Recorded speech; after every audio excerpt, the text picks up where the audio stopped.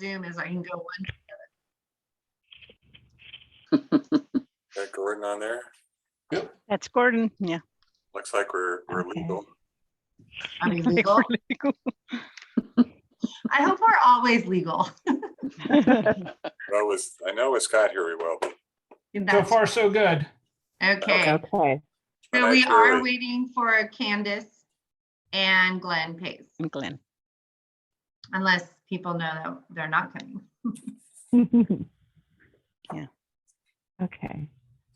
Am I coming in clear or too loud? It's my new Bluetooth headphones. I'm trying to make sure I'm okay. You sound good.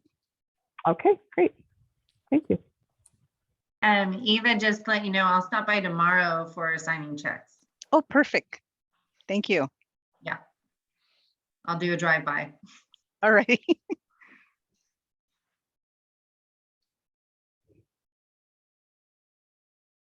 I went And by then- this morning, Kelly. Oh, did you? Good. Yeah, got there before Eva, which I think Before me. is a record. That doesn't always happen. No, she's there super early. She's like a farmer. Yeah. Basically.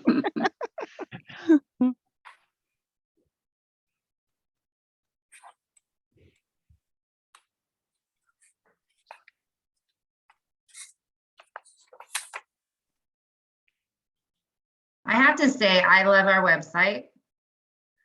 Good. I just pulled up our agenda. I see all the information on the website. It's great. Good. Good to hear. I go there first, Eva. That's the easiest place for me to pick up. Yeah. Very Thank you. convenient. Easy to download the whole thing. Wonderful. And there's Director Minigan. Hi, Dave. Hi, everybody. Hello. Yeah, just Hello. And then we have Director Pace. So we are on for 5 o'clock. Well done. Thank you for being on time, everyone. We are recording, so we can start our meeting for the Fillmore Piru Groundwater Sustainable Agency. And we will first start with a Pledge of Allegiance. And if I could get, let's see, maybe Christina, would you like to lead us into the pledge? Sure. Okay, if everyone please stand. Okay, and I'll begin. I pledge allegiance to the flag of the United States of America and to the republic for which it stands, one nation, under God, indivisible, with liberty and justice for all. Thank you. Thank you very much. And next is our director's roll call. Okay. Director Kimball, here. Chair Long, Here, Vice Chair McFadden, Here. Director Minigan, she's here. Okay. Director Pace, Here. Director Villaseñor. Here. Perfect. Thank you very much. Our directors are all in attendance. And so next we will have public comments. Are there any public comments for today's meetings not on the agenda? Okay, hearing none, we will move to the approval of the agenda. First of all, our executive director, Tony Emmerich, do you have any modifications? Chair Long, no proposed modifications to the agenda for tonight. Okay, thank you. And therefore, can I get a motion and a second? So moved. I'll second that. Oh, Okay, so we have a first by Director McFadden and a second by Director Villaseñor. And then also roll call. Okay. Director Kimball, Aye. Chair Long, Aye. Vice Chair McFadden, Aye. Director Minigan, Hi. Director Pace, aye. Director Villaseñor. Aye. Perfect. Thank you. That motion is passed. And next is our updates from our directors. So we have our Fillmore Pumpers Association. So we had a board meeting Tuesday, November 9th. It wasn't, we just did mostly association business, except for, and it's on the agenda later, discussed the availability of both sweep and equip grants from the state for water efficiency, and the fact that the agencies giving those grants are asking for letters of support from the GSA appropriate basin. And we'll see that later, and it's on the agenda to have a discussion about facilitating that easily so that we don't have to bring it every time to the board. And I think that's everything. Okay, thank you very much. And we have the Piru pumpers.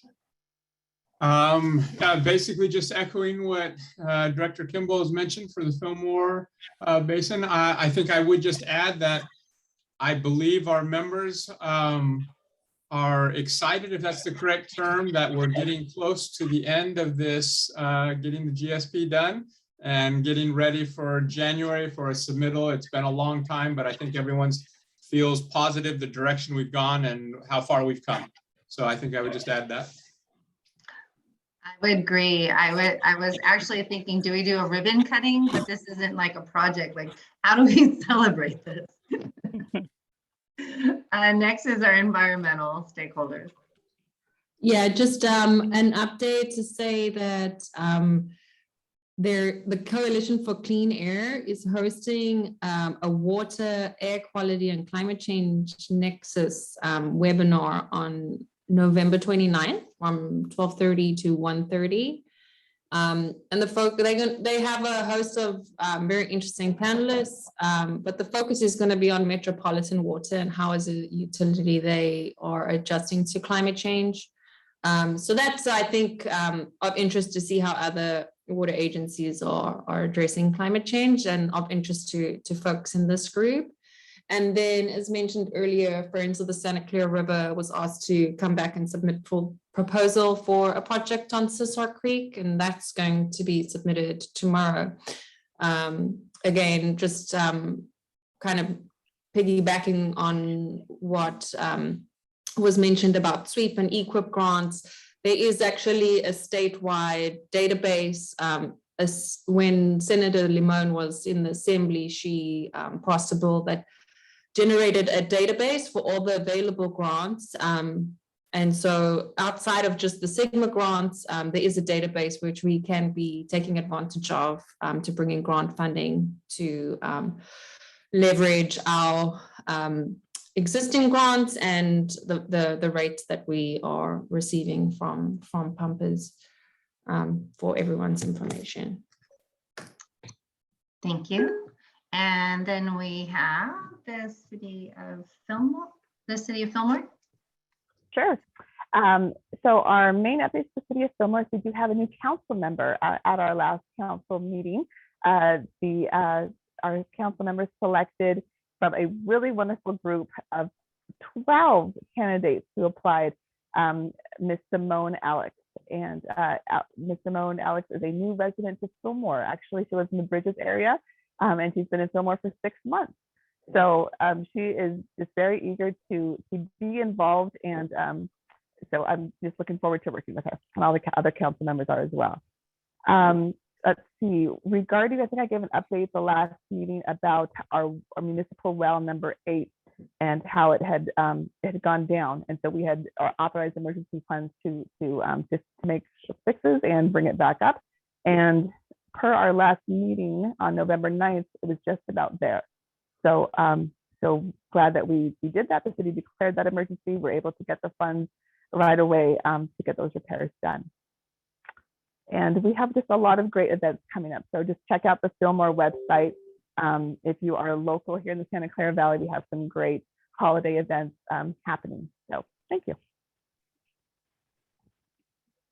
Thank you very much. And United Water. Nothing new from United, but Director Villasenor, I have to tell you, I heard a presentation, a rotary from your new council member, Simone Alex, and very dynamic, very impressive. So Yes, Yep, she was. She really hit it out of the park for her candidacy. So it's great. Quite a it'll be a very different perspective, I think. But I think so as well. Yep. I welcome it. Okay. that's all for me, Chair Long. All right, thank you. And there's been a lot going on with the county from just the federal and state funding that's going on with infrastructure and so forth.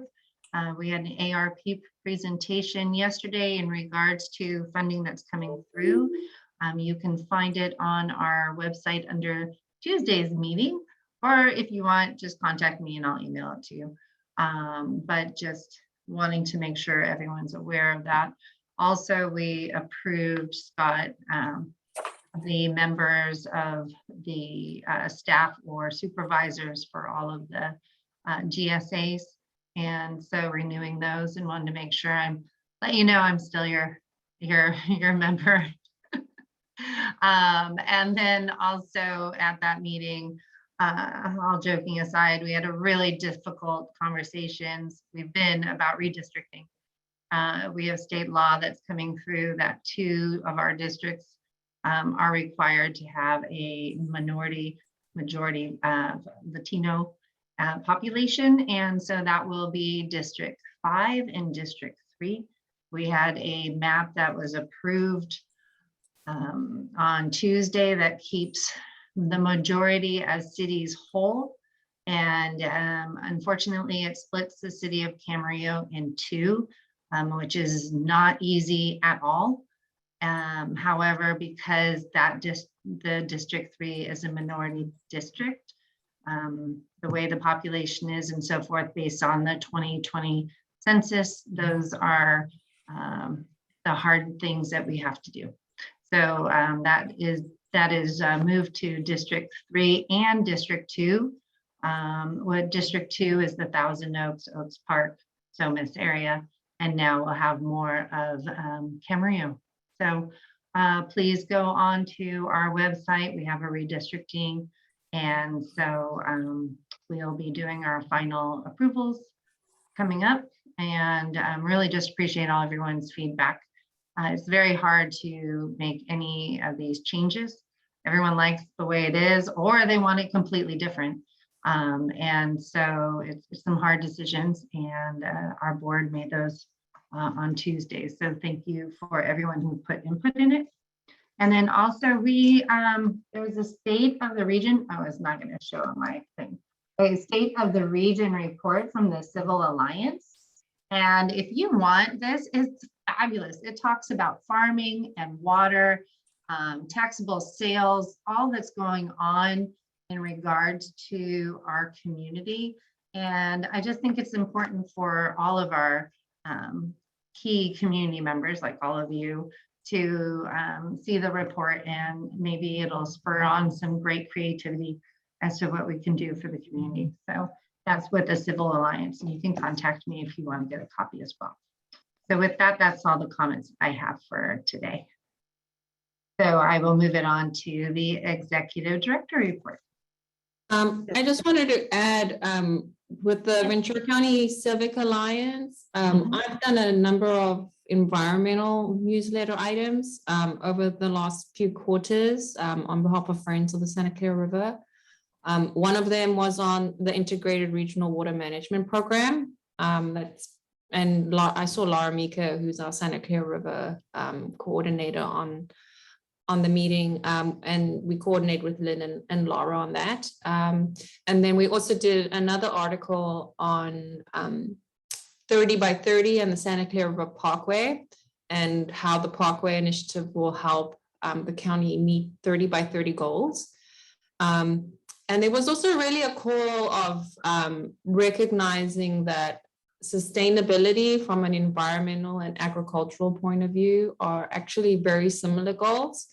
And there have been some initial discussions around, how are we going to preserve open space and farming into the future?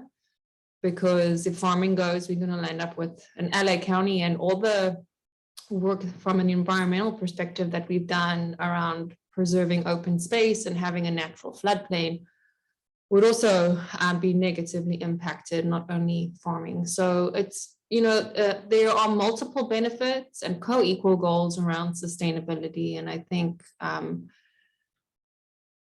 there's definitely, and especially like looking at our guiding principles at a GSA, I think are coming together in how we have a sustainable economy that sustains our environment, but our livelihoods in the county, and really unpacking that in discussions moving forward. And I think there needs to be a forum, and some of the stakeholders that we've been talking to already are like, well, we need to have like a visioning discussion where we bring the ag community and the environmentalists together around these, and especially with the county's general plan update around long-term planning with the county and what those goals are around agriculture and conservation.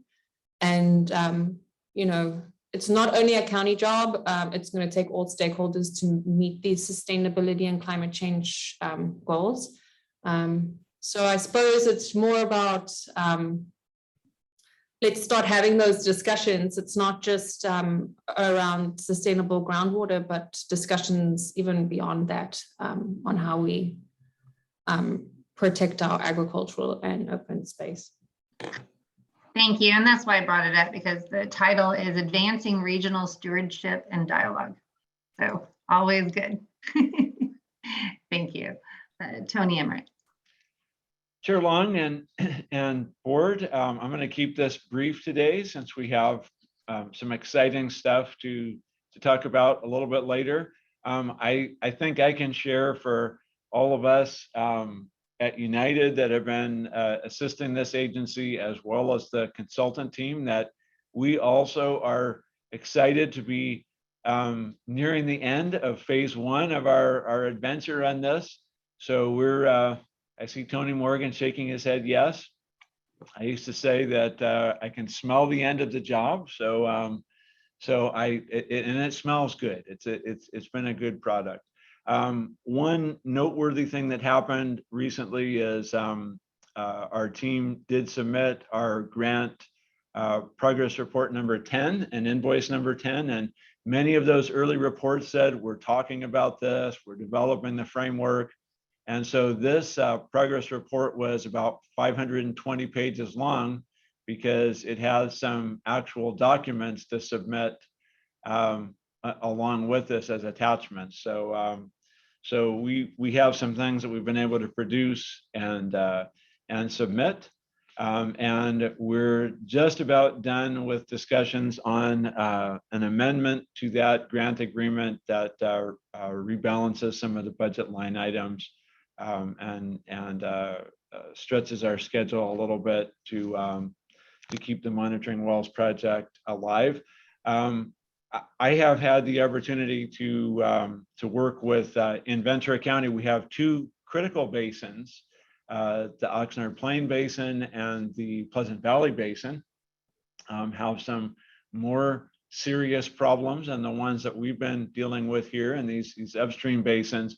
But the state has provided some real short trigger funding to help implement projects and programs. So over $7 million for each of those basins, 75% grant, 25% match.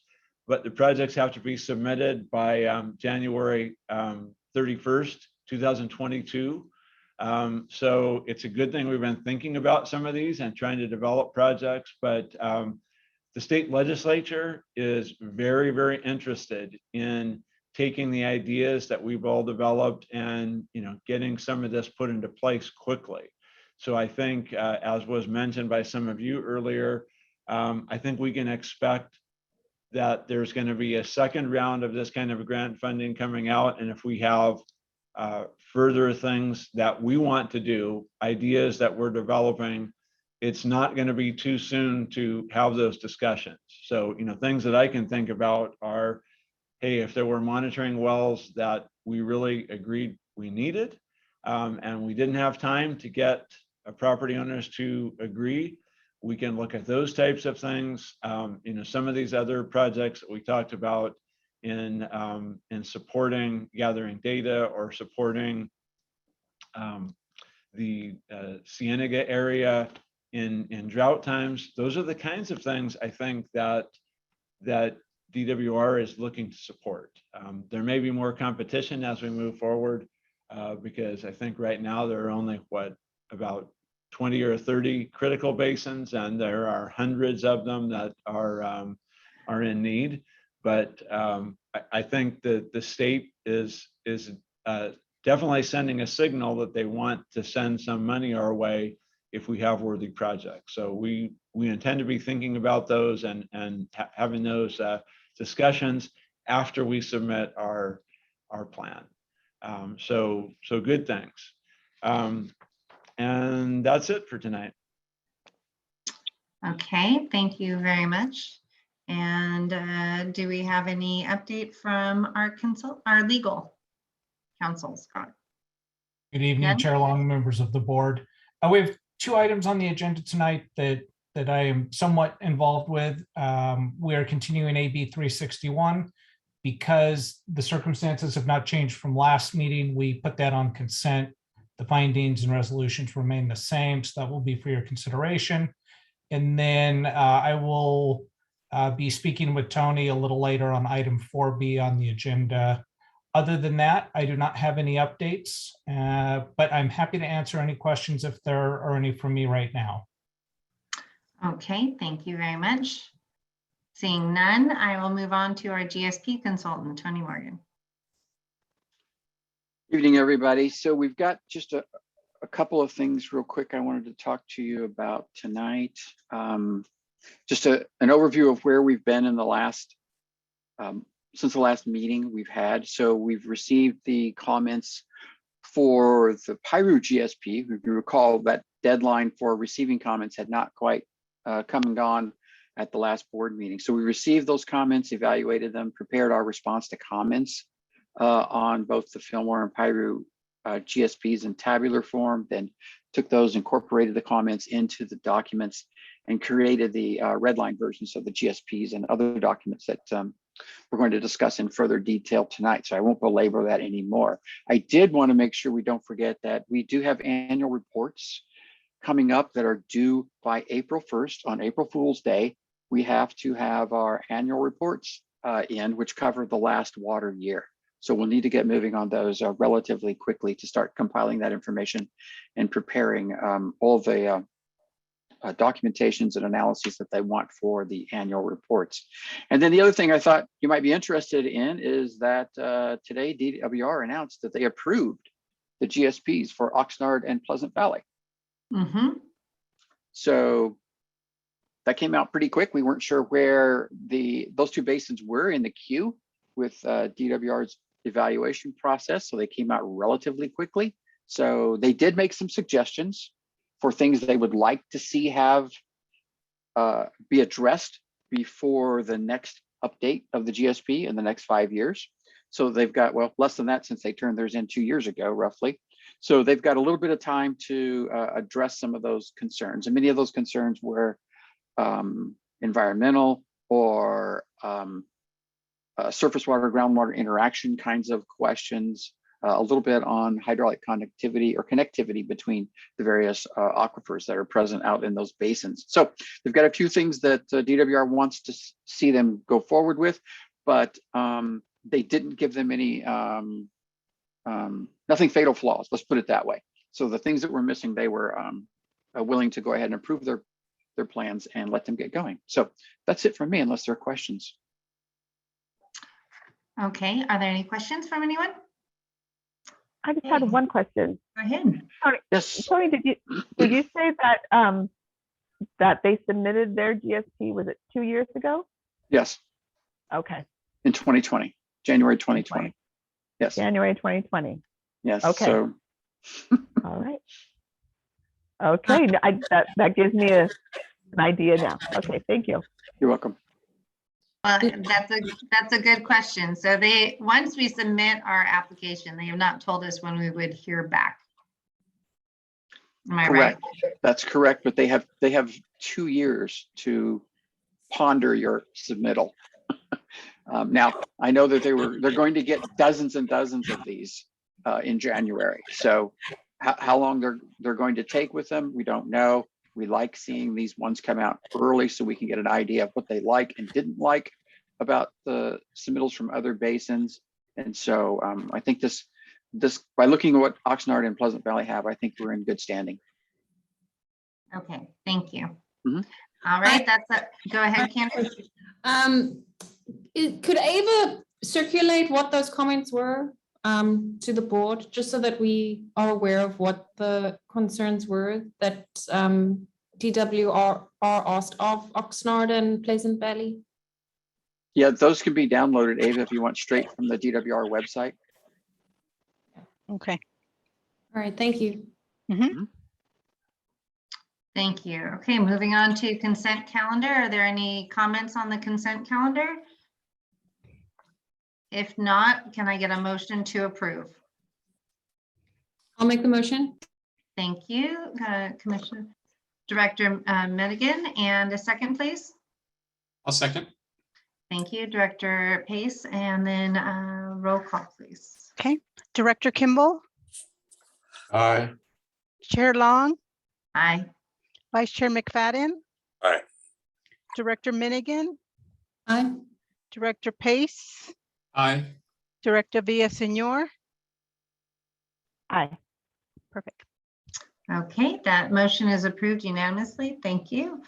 So the biggest item, I think, is the next is our final draft groundwater sustainability plan.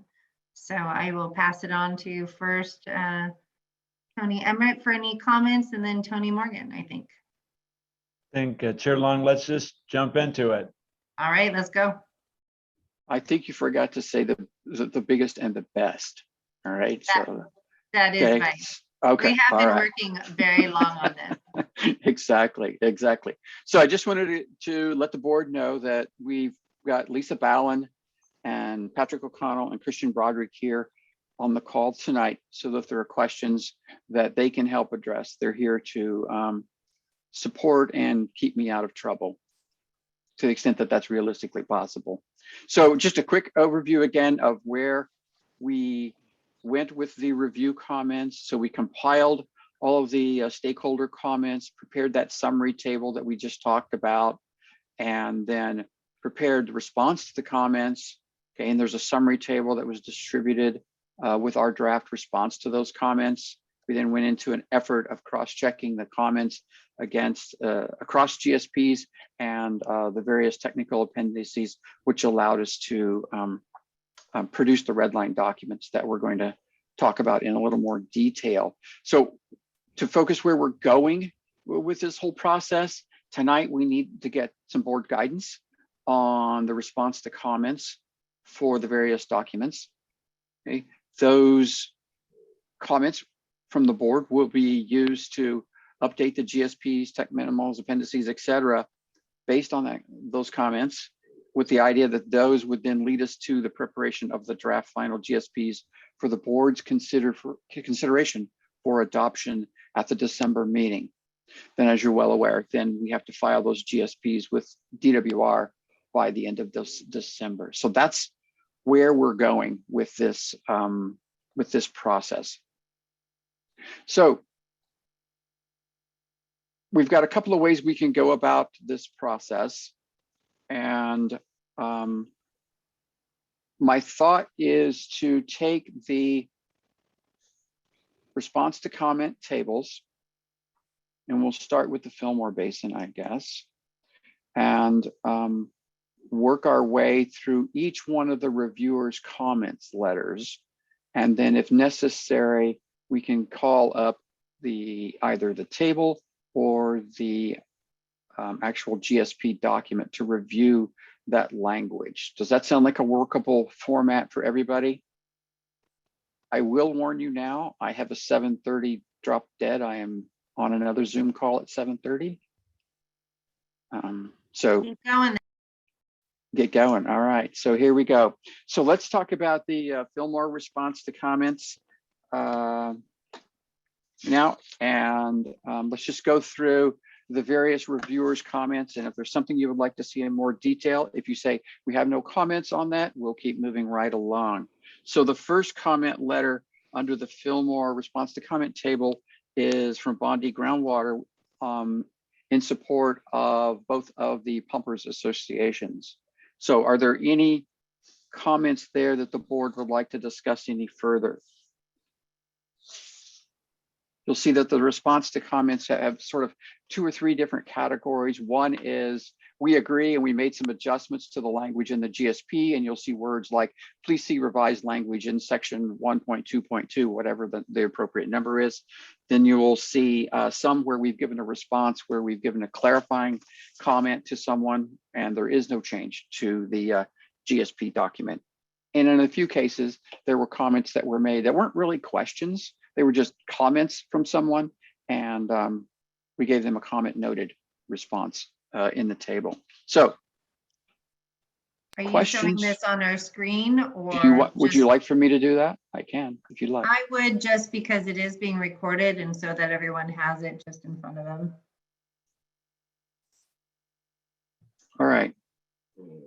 Thank you.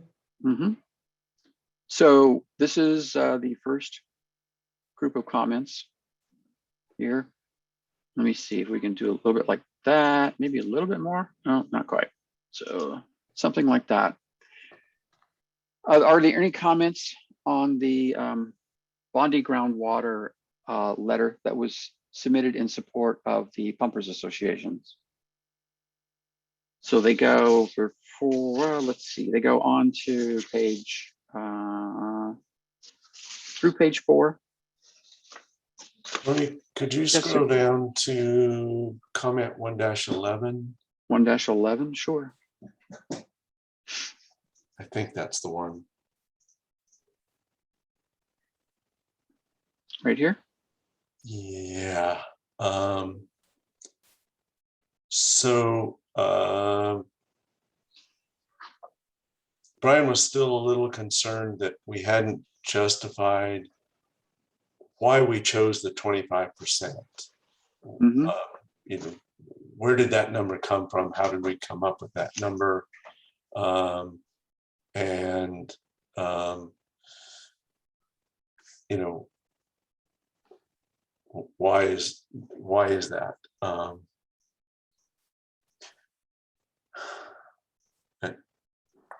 And I admit I haven't had a chance to read it well enough to formulate a better comment than that. And to refresh the board's memory, where we were when we were having those conversations about what percentage of numbers we should use, there was semi-quantitative at best discussion that said, well, if we made it 75% of the wells, that would infer that that's probably a basin-wide condition. And I would call that a sort of a trailing indicator. That means the problem has already grown to the point where many of the representative wells in the basin have been impacted and have exceeded the MT. If we went to 1 or 2 wells, that might be indicative of just a local condition.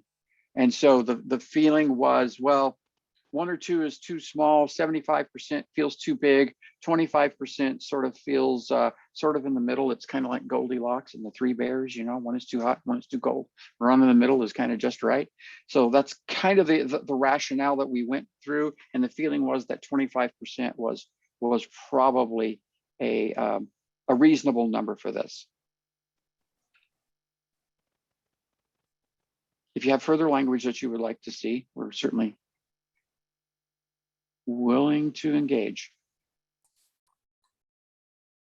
We don't, and I don't, and Okay. and maybe we just see what DWR has to say and go from there.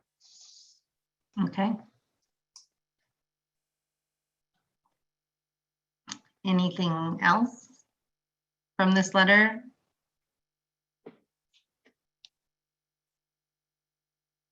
From anyone? I'll just say that, excuse me, generally I was in favor of most of Brian's tweaks, and it looks like changes have been made, so looks good to me so far. Okay, I- very good. I would just add to that, and I don't know, maybe Gordon mentioned it, but Brian made a similar comment, is that it looked like a lot of the things were addressed, and it's been a really good job at trying to address the comments and concerns he's had. I know that everybody's had a short time to review all of these things, and that kind of makes it difficult. I'm sure with time we might find things, but it does look like a good effort's been put in to address these comments. And the ones I was back checking too, it feels like we're going the right direction. So thank you. Okay, thank you. All right, if we'd like to move on, there was a comment letter from Katie Brokaw. Mhm.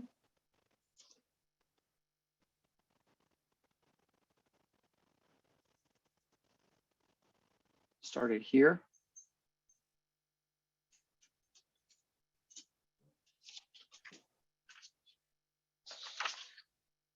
And I think all of hers were on that single page, yeah. Great.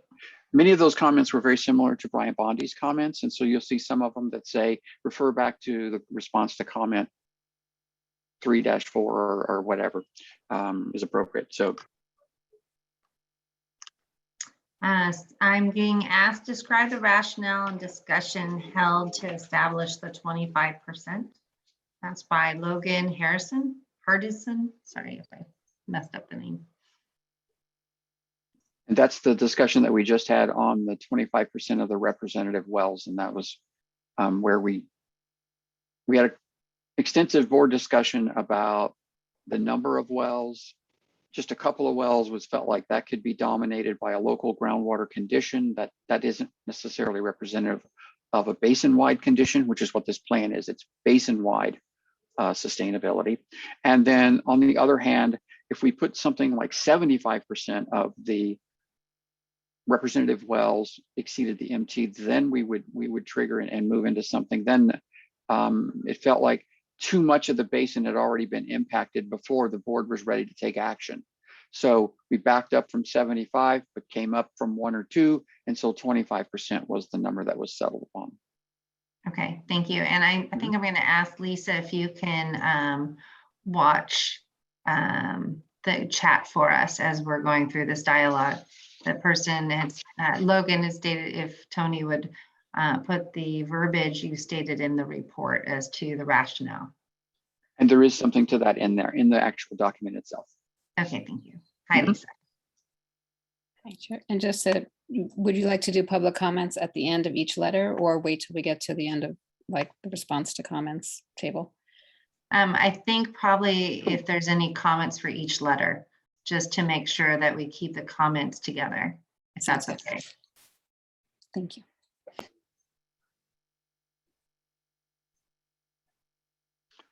Further comments on the Katie Brokaw letter? Not hearing or seeing anyone. We'll jump on to the next letter, is letter number 3, which is California Department of Fish and Wildlife.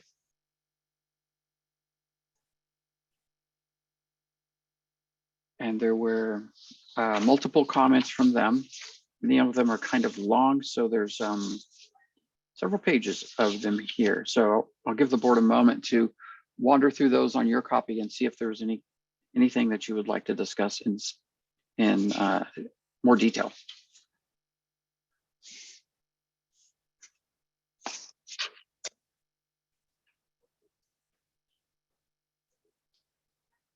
And directors, please just comment if you see anything that you have any questions on.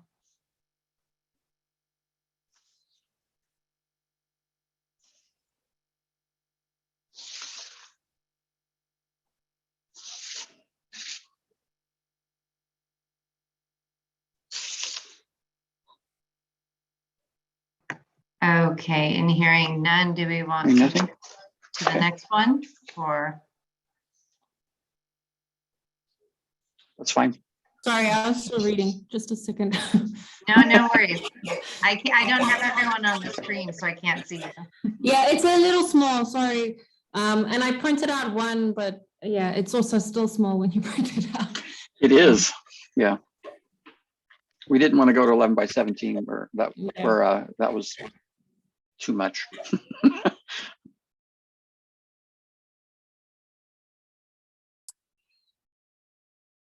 Candace, the only way I could make it work was to blow it up on a big screen. I couldn't read the printout, even my reading glasses. Yeah, It's I very, just, but I it just don't looks have good my- on a 27-inch monitor. So I think with regards to the response about where it's infeasible with regards to the stream flow gauges, Mhm. I think we should give more rationale as to why, or what steps would be necessary for it to be feasible. I mean, I agree that we were that we are already planning to install shallow monitoring wells, but with regards to the stream, we should maybe unpack why it's infeasible or what would make it feasible.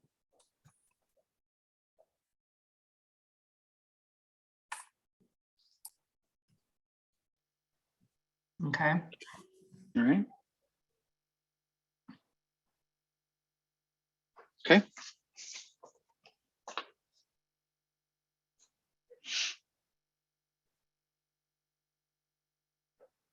A lot going on with this letter, so I just giving you time to.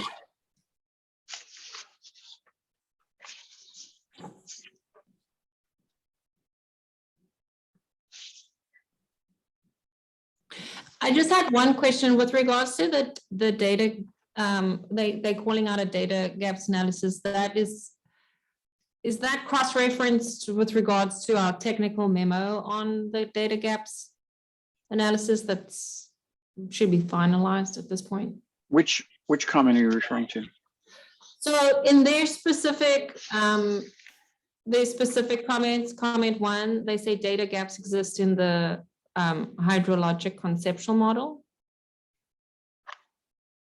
Like, is this being captured in the data gaps analysis tech memo?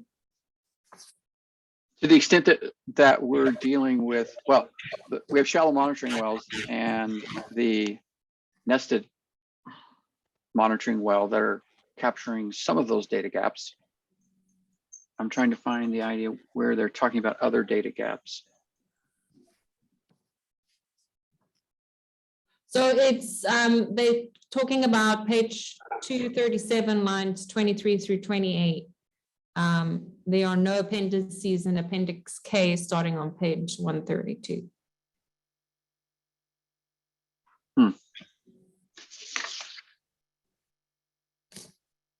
I just want to make sure that when they call out a data gap, we are either saying it's in our data gaps analysis, or we have a plan on how we are going to address the data gap. Yeah, and I think part of that is whether it's a data gap that we've already identified in the appendix data gap or data monitoring program and data gap analysis, or is it something that they feel is a data gap? So we'll take a look at that and see and make sure that we've addressed that. Thank you. Sure.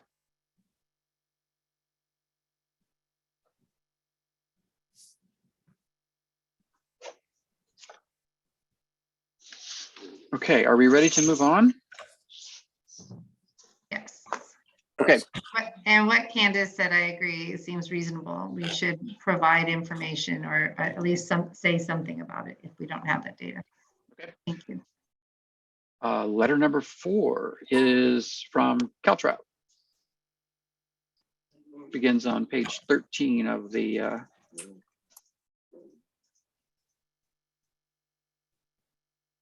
response to comments. Or actually, it's page 12, actually. Bottom of 12. Jenny, are you missing a comment? Because it wasn't. Candace, sorry, you muted halfway through. The Department of Fish and Wildlife also had comments with regards to sustainable management criteria. It wasn't, I'm just wondering, you only are. Sure. There were what, Data- nine basic comments there, and most of our effort focused on addressing their recommendations on what we could do to improve the document.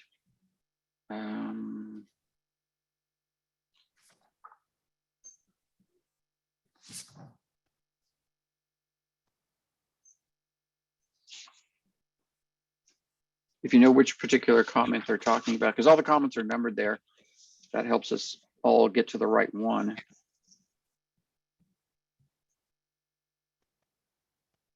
I'm scanning them quickly, looking for something on.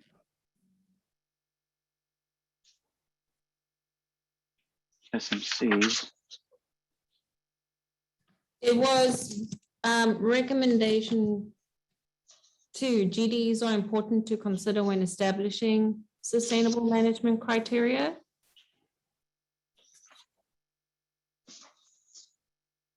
I'm sorry, it's just that your table is on the Caltrop letter already.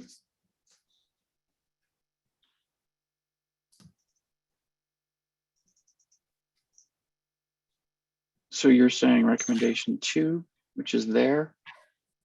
Yeah, I just want to see the response. Mm-hmm.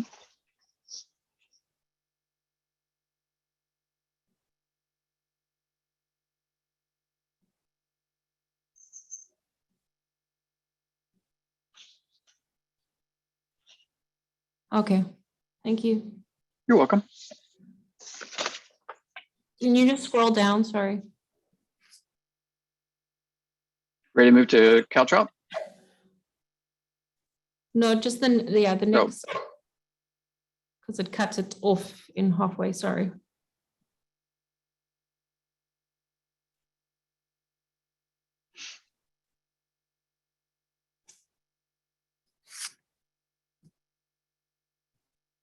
Could you go to comment 5? Sorry.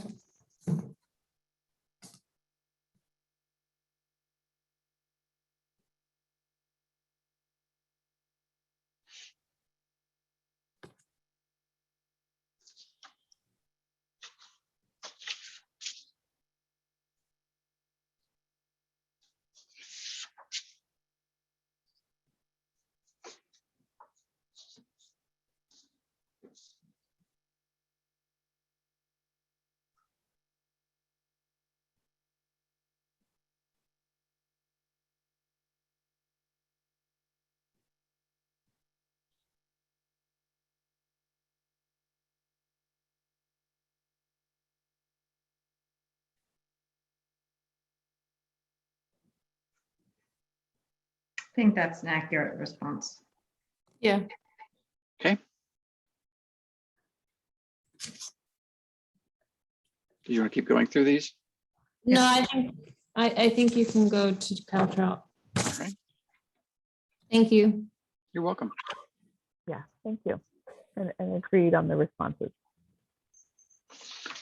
All right. Didn't we have Los Angeles County Sanitation District next? They are in the PIRU. Oh, okay, sorry, thank you. No problem.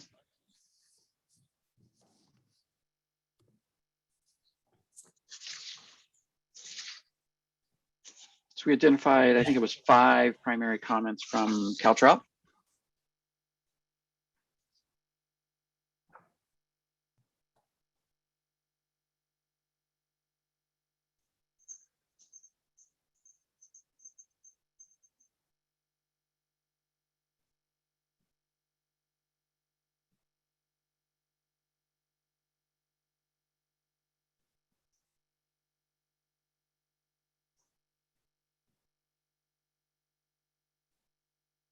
Thoughts from anybody?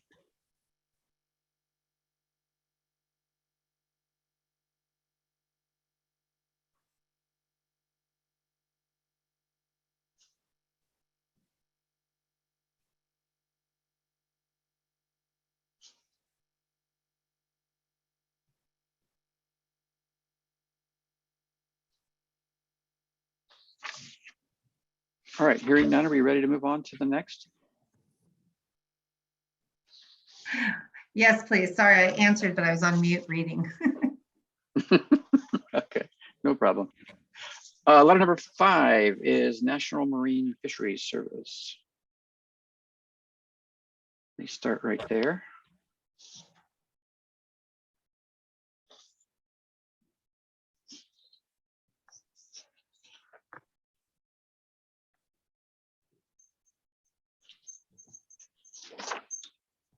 And they have 3 primary comments identified in the table here.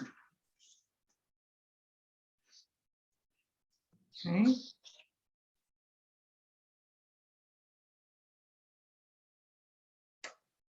there anything that stands out to you? Tony? Yep.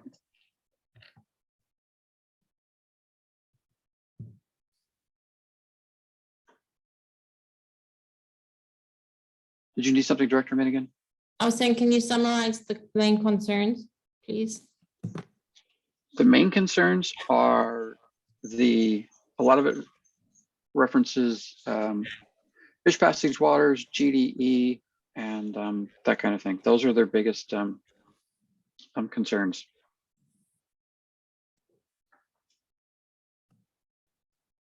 They have concerns about surface water diversions in the basin, which are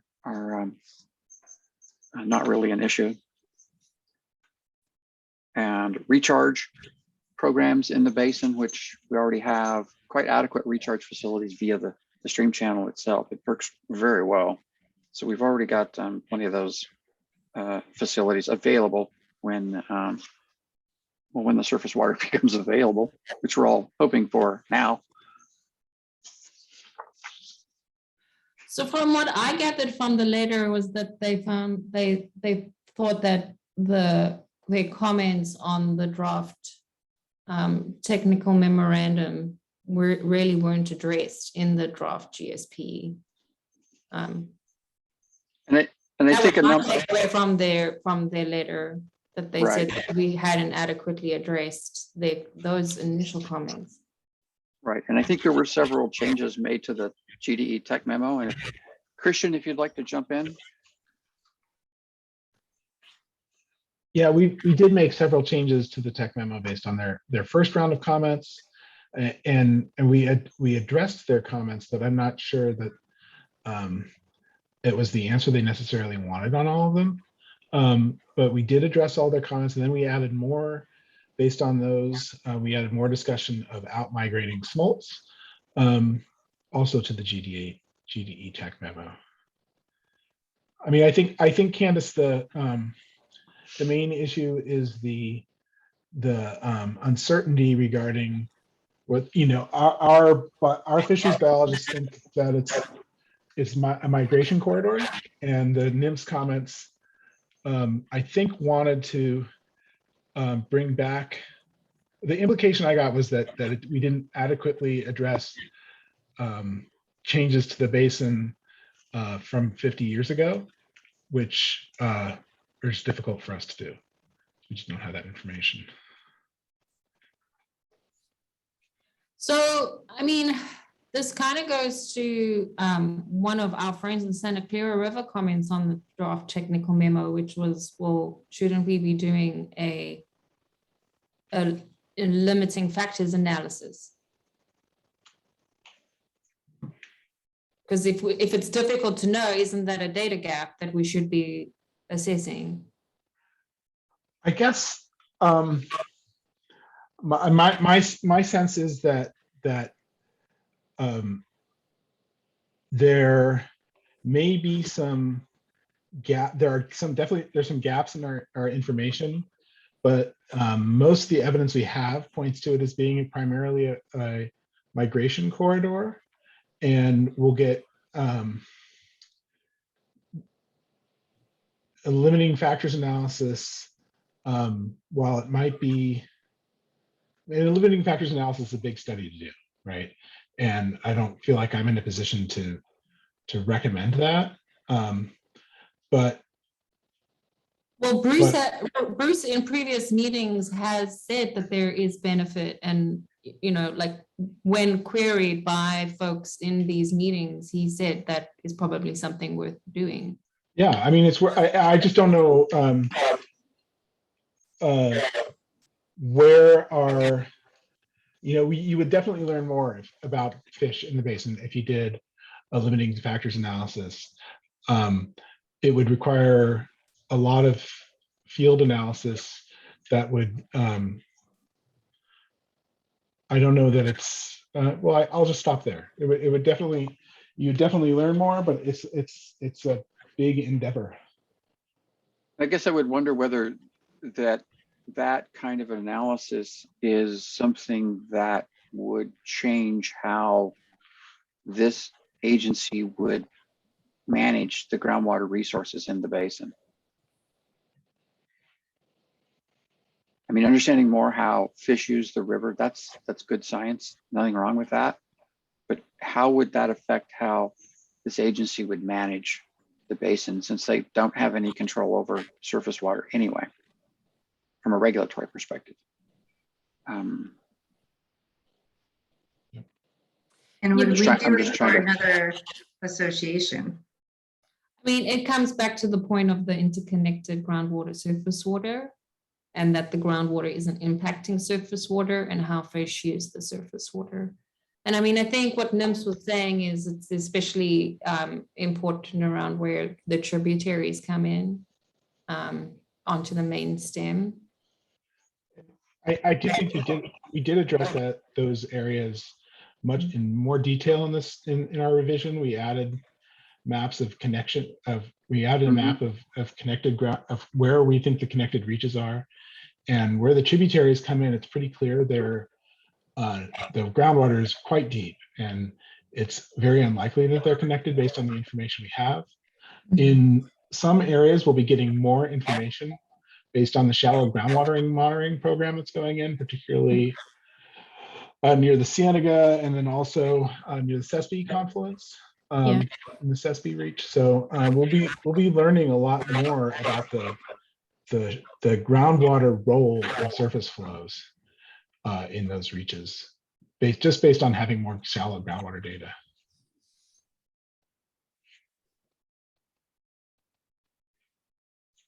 Thanks, Christian.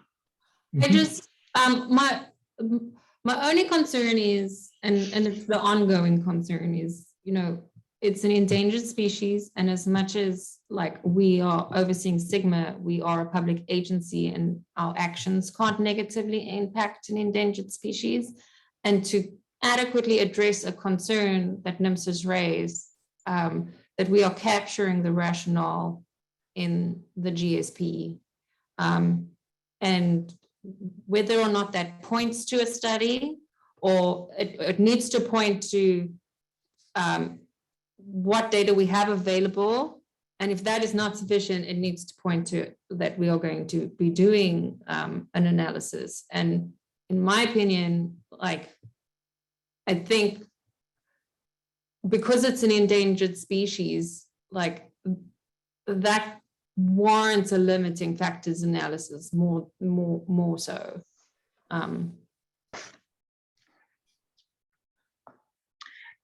Question, would we as a GSA be doing it, or would we be working with another nonprofit, or looking to see what resources out there that have that information?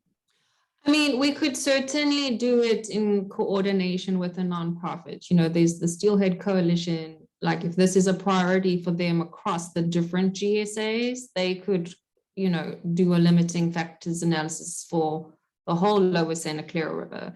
And then the GSA would, provide support in a proportional manner for a wider effort.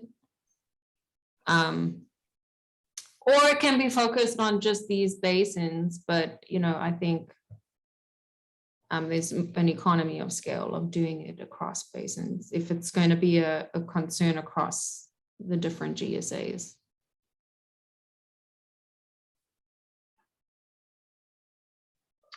Director, is any comments on that? I'd have to say, so far, I think Tony's responses and what he's done is reasonable. Sure, Lon, this is the type of thing that clearly cannot be done for our first submittal. And I think I would recommend that this is something that we could leave on the to talk about, and maybe it could be, if there's desire for this in the upcoming months, this is the type of thing that could potentially be grant funded. So that's something that we could perhaps, if you direct, talk to Stillwater and others that might do this kind of study and get an idea and bring this back as a potential. And I think that the responses that your consultant team has prepared are adequate for a first submittal of a GSP, but we certainly can need more information through monitoring wells and future studies, but it's something that we can bring back if you desire. Okay, so to bring it up for future products, but not within the GSA, and have it stated the way it is currently. Okay, I appreciate that suggestion. Okay. Okay, Candace, if you're good, can we move on to the next? I mean, I think it touches on a bigger issue, which is how we interpret, the endangered species requirement and the public trust doctrine requirement. I had also shared the Environmental Law Foundation's letter to DWR on how they address public trust resources through their review process. And maybe this is something that we can add to a future agenda item, where we also get our legal counsel to do a review of what our requirements are under ESA and public trust doctrine, so that we're making a legally informed decision about what our requirements are.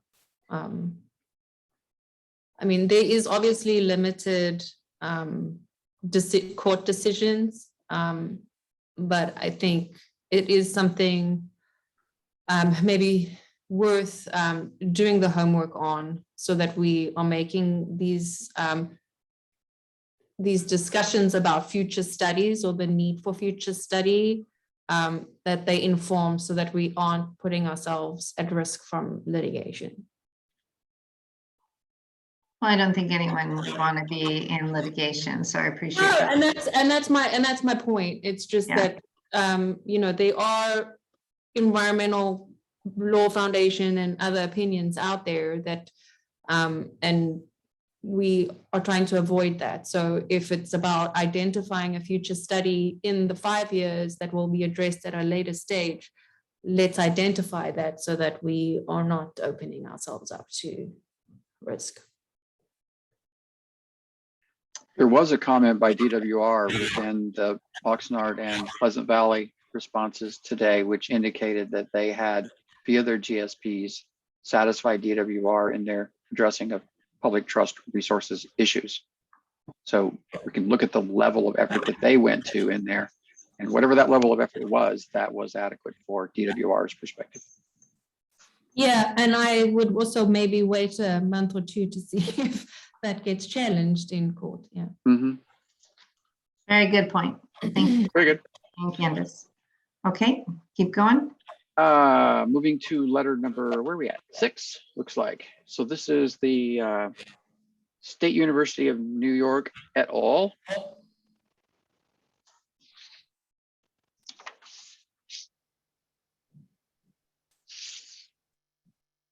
But a single comment that culled from that letter.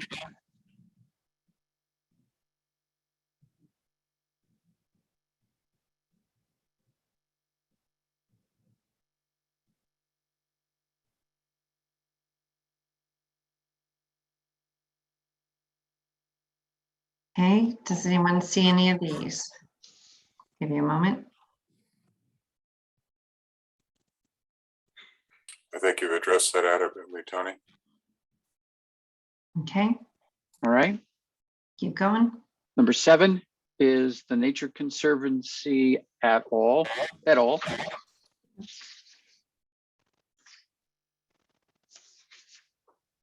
And looks like they have like 11 comments. So it's the next few pages that we can discuss at this point.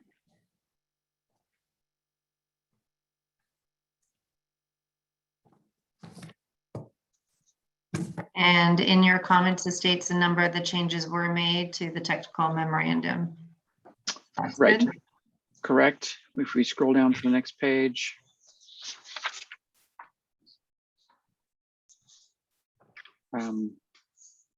As Christian mentioned earlier, there were, adding maps of reaches of potentially interconnected water and that kind of thing.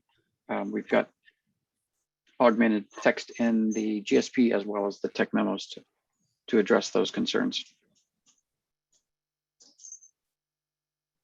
Thank you. Are there any comments on this Nature Conservancy letter?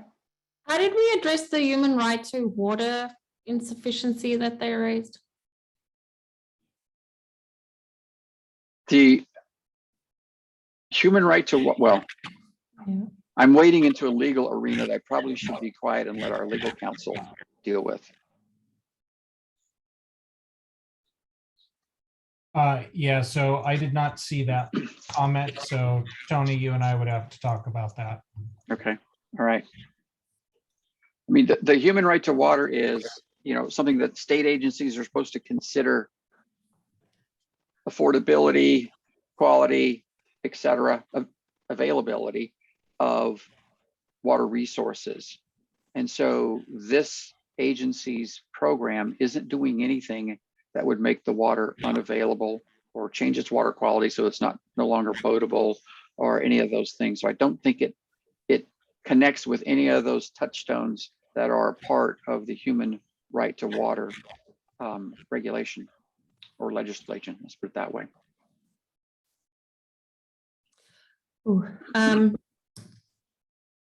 Because they're saying it's not sufficiently incorporated, and I understand like we need to have a discussion with Scott, but like how do we give board direction if we don't know what that discussion entails?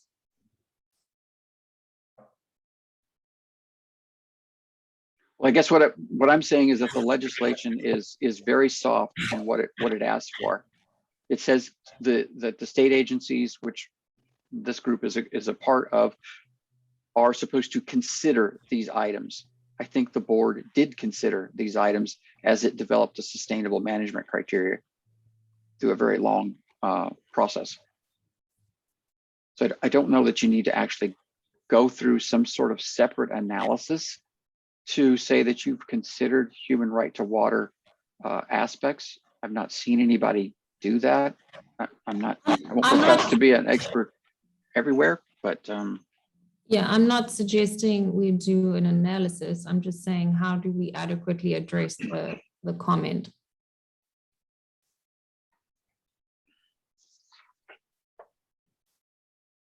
and I thought we did address the comment in here. Right.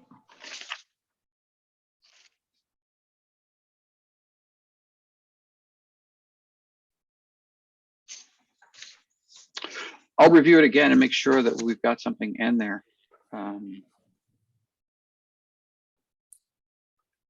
If it's not an issue, how do we deal with it other than saying it's not an issue in the basins?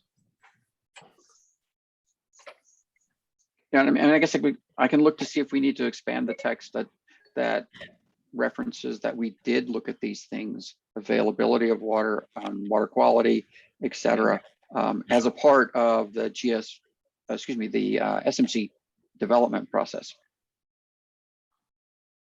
I think like with regards to this item, it's like when it's a handful of wells, but those are households that might not have water. And then how do we, like through our management actions, ensure that there is availability and that it's affordable. And yeah, what I'm getting at is just the rationale needs to be more explicit in the text to show that we've sufficiently considered these things. So a little more explanation. Mm-hmm. Yeah, Okay. I would, I would support that.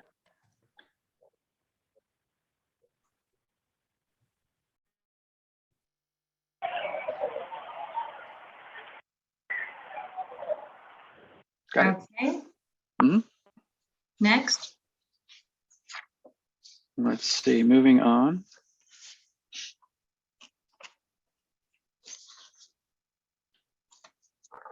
Our comments from United Water. Those comments were noted. Comment noted.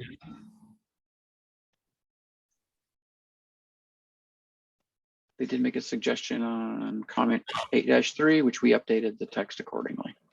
Thank you from the Public Works Agency for Ventura County on both of those three. There's a couple of sorry. them. There's Public Works has like 16 comments associated with them.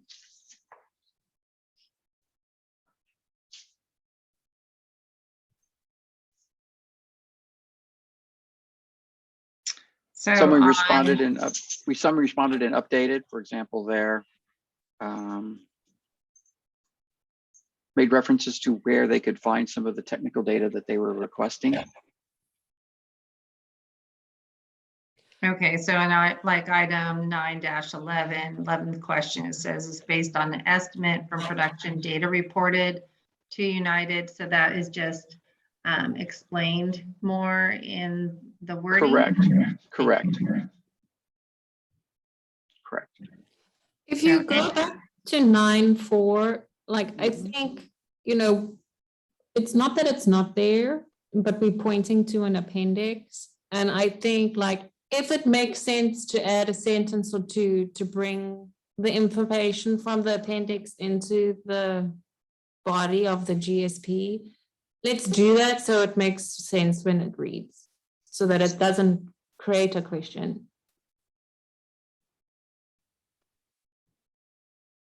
I mean, I understand that we have a lot in the appendices, but like if it's raising questions, let's rather just provide clarification. Okay. I actually mean 9.2, not 9.4, sorry. And I appreciate the response of updating whatever table that was, so they know that has been addressed. Right. I mean, multiple sets of eyes on these documents are always helpful in identifying things, and maybe someone has a little more current data in there that we could make use of. So it's always good to have some other eyes on these documents. They're long and they're long and complicated. And that is the last of the responses I see. That is the last of the responses. Do we have any public comment? See any in the chat box? More raised hands. Okay. Hello? Oh. Can you let us know who you sorry. are, 0484? Yeah, good evening. This is Brian Bondi. Sorry, I'm outside. I apologize for all the noise. I just wanted to comment on the human right to water. I agree with Tony's interpretation that that's applied at the state agency level. And so our interpretation is that that'll come into play during DWR's review. And so this has a nexus with the discussion and comments about the chronic lowering of groundwater indicator. Really the thrust of that comment was more description of the impact on beneficial uses. I think that's what DWR will be looking for, and they'll need that when they're trying to apply their requirements to evaluate human right to water. So I think those two things tie together. Thank you. Thanks, Brian.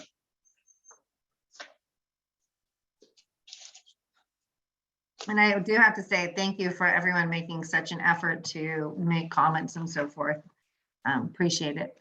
Any other comments that we have?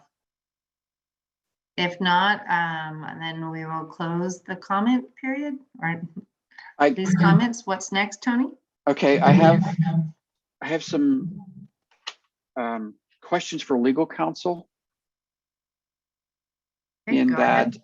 the PIRU response to comments came out late, only a short time before this meeting, last night, in fact. And so the directors haven't had much time to see it, and the public certainly hasn't had much time to see it. And I guess my question is, are we okay to go ahead and talk about those tonight? Or is there some sort of Brown Act consideration that we need to factor into this? Okay, so So how long does it have to be out in public before we review? Is that what your question is? That's basically my question. I just want to make sure we were okay with that. Thank you. yeah, so there's no time requirement under the Brown Act. The Brown Act does require that documents provided to directors be made available to the public at the same time. Mhm. So that would be the only Brown Act consideration. Okay.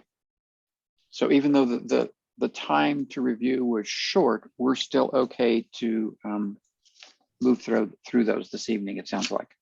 Yeah, so that's more, so that is not a legal question. Okay.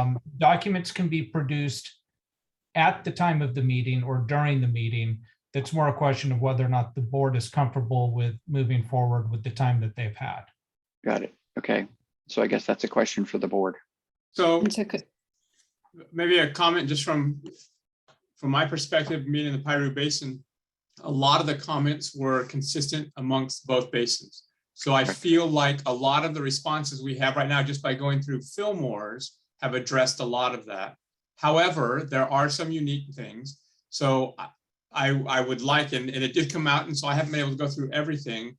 I think it would be good if we can spend a few minutes talking about it here and maybe even pointing out, Tony, especially if we're focusing on things that were different or unique just to Piru compared to what was in the Fillmore Basin. And then I don't know if this is possible, but if in the coming days, as we're reading it more, if we have a comment, is there a mechanism to send that comment in? Because I know December 16th is coming quickly.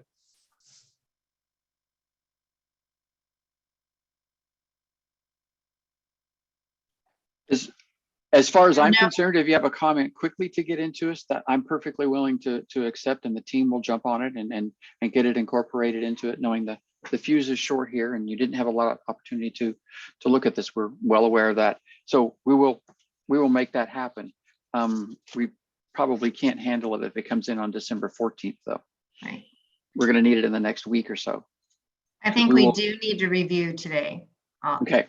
So what I would offer then tonight, in an effort for expediency, is to go to those comments that are unique to Piru, because the comments are the responses to comments are almost identical. Okay, I'm gonna- thank you. so- And Lisa? Tony, before we get too far into Yeah. Pyro, did you want to give the opportunity for any comments on the changes to the text of the GSP? I know they all flow from the responses, but They do. They flow from the responses. So if the board wishes to go through page by page of the GSP, we will be here a while, but we can, but if there are comments just- you have there, I'm not trying to discourage you. I'm just saying we can do that if you like. Are The there any comments in there- comments on the verbiage? I'm not hearing any. But I would state that if you do have any specific one, to make sure that that is sent to Tony Emmerich and Tony Morgan. I think that we can create that flexibility there. Yes, if we can do that, that would be Add helpful. dates on that, like the first week of December, so you have 2 weeks or something before the board meeting. Yeah, in a perfect world, I'd like to have these before the holiday, before Thanksgiving holiday. Your comments, if you have something else that we didn't discuss tonight that you come up with, particularly on Piru, where we haven't had the opportunity to look at these. So by Monday, the 20th at 5 p.m. Yeah, that works. I think on Fillmore, since we have had these out, I think I would recommend that we really not have any more besides we've talked Mhm. about tonight. And on Piru, we should definitely agree on that date, because it's going to be a pretty big Yeah. lift just to get all this stuff incorporated and get us a document that we can post in December for consideration of adoption. So Tony, what was the date that you said? Was it next week, did you say? Before the holiday. Yeah. So is Yeah. that 24th? Wednesday, the 24th? I think Director Long was suggesting a shorter fuse than that, even the 20th. Or whatever next Monday is. Whatever next Monday is. I don't have my calendar. I don't have my calendar either. Yeah, Monday, November 22nd. 22nd would Today be, is the 22nd. Okay, then that would be the date. Okay.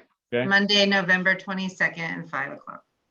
It's hardly fair to dump on Tony's team hours before Thanksgiving. I've become adept at holding a drumstick in one hand and typing with the other. That's Tony. why I asked for Monday. Tony, on the Pirate Public comments, I like your idea right now, so we can get through this before your drop dead time, to just focus on the small part of it that is different. Okay, and I think we can get through those changes pretty straightforward, because I think we adopted most all of them. So when you look through the response to comments table for PIRU, you'll see that there are some blue highlighted rows. Those are the ones where the comments are different than Fillmore. So the idea was you'd be able to focus quickly. If your time was short, you could focus on those that were different. And so that's what we've got in front of us here.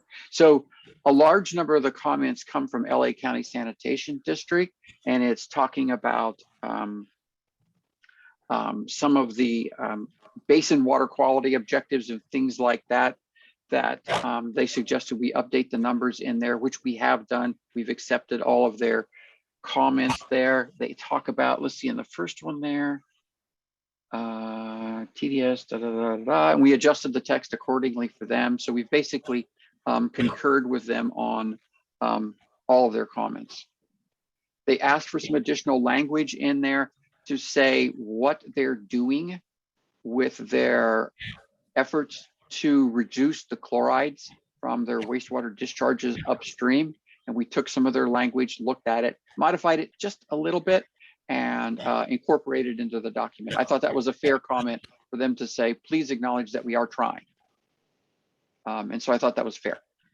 And I gave them credit for that in the document by adding that that language. So all of these that you see in this grouping right here, were we basically accepted their comments and moved on. And Tony, when you say slightly modified, what do you mean slightly modified? Like, They wanted us to take out that there was a problem in the past, and I said, no, there's a problem in the past, comma, however, they're taking the following steps to correct that. And so I gave them credit that they were doing it, but I also left in the language that acknowledged that there was an issue in the past. okay, thank you. Mm-hmm. Yes, thank you for that. Okay, and then I think, let's see here, there was another blue right down here. This is one of the Nature Conservancy ones that felt a little bit different. And so let's just scoot that over so you can see it all. Not that you can read it because it's so small, but let's do that and that.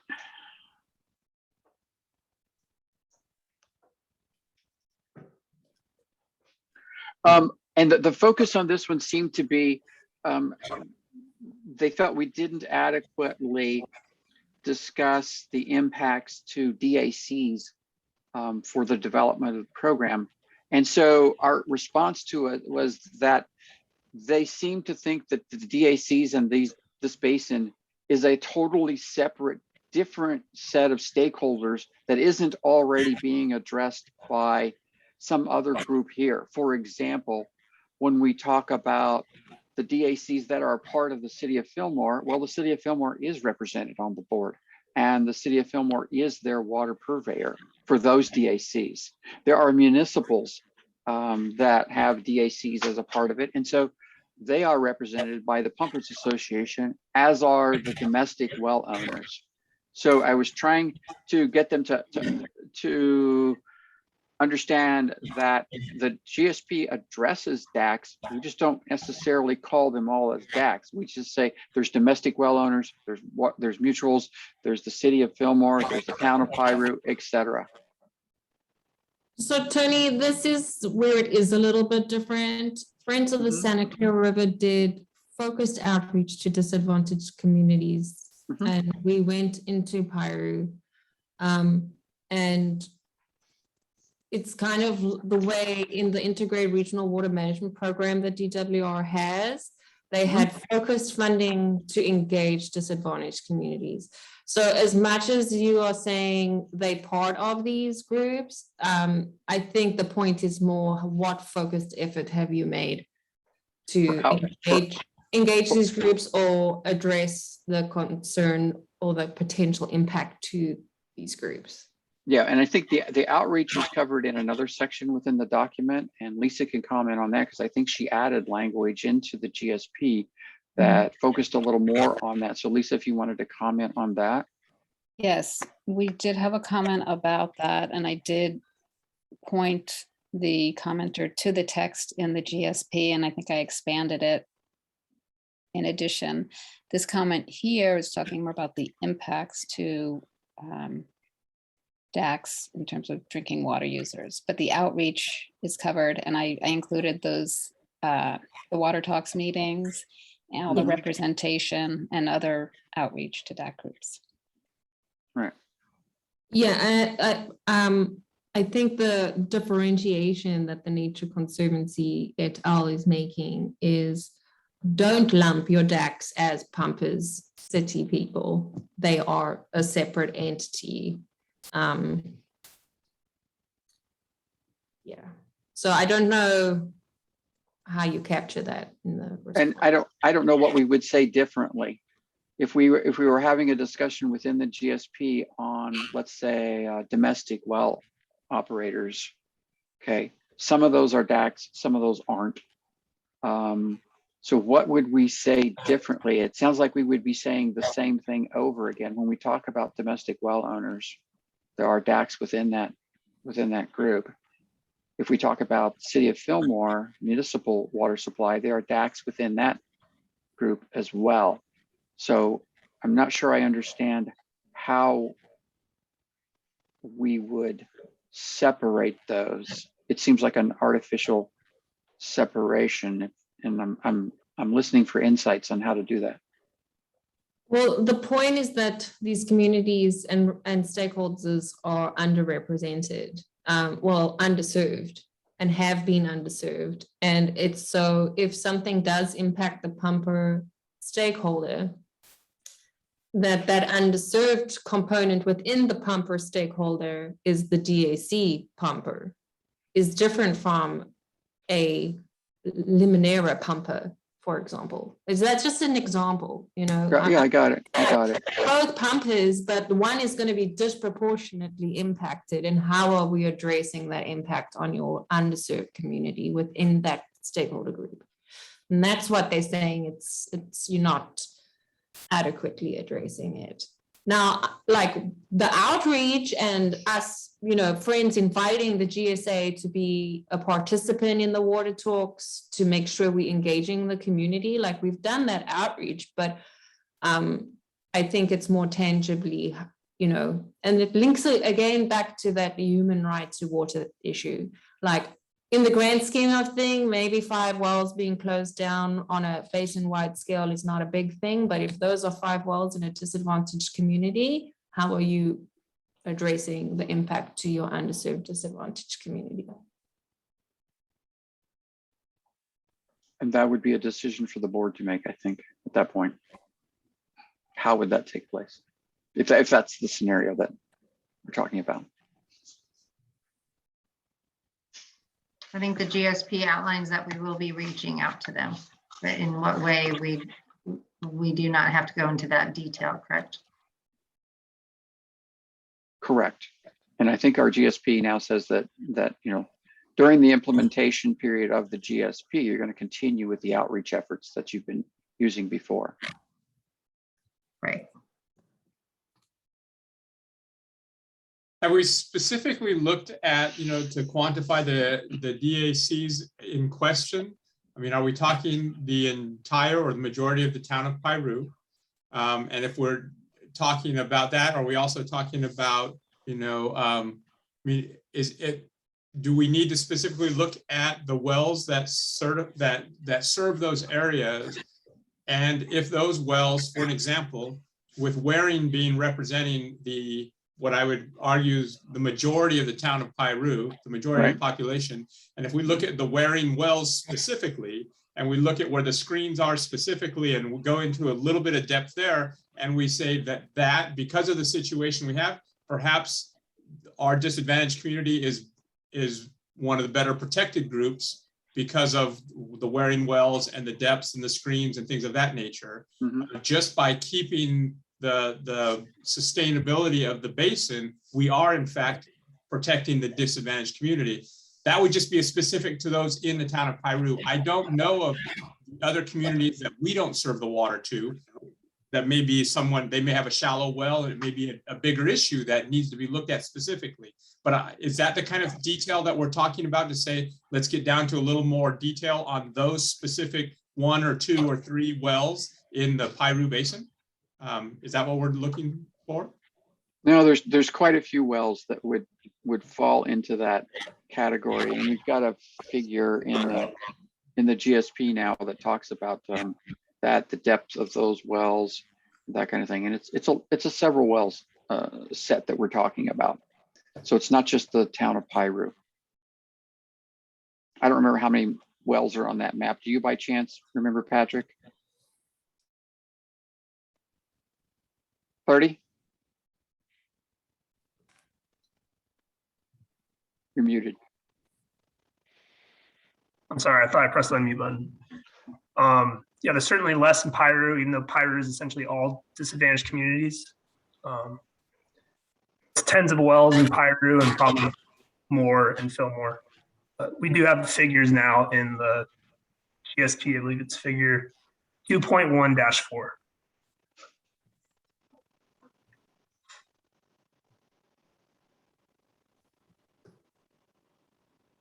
Okay. Yeah, I think that sort of exercise would just go that one step further, where you can say you did adequately address the disadvantaged community need. Yeah, I'll have to agree with Director Menahin on this too. I think it would be great, just as I said earlier, to be more explicit in the other area, to be more explicit in this area as well. And perhaps to continue to maybe engage or outreach or explore a little further how particular pumpers within both Fillmore and Piru that are not part of the cities or the community of Piru proper, maybe facing additional hardships, again, related to groundwater.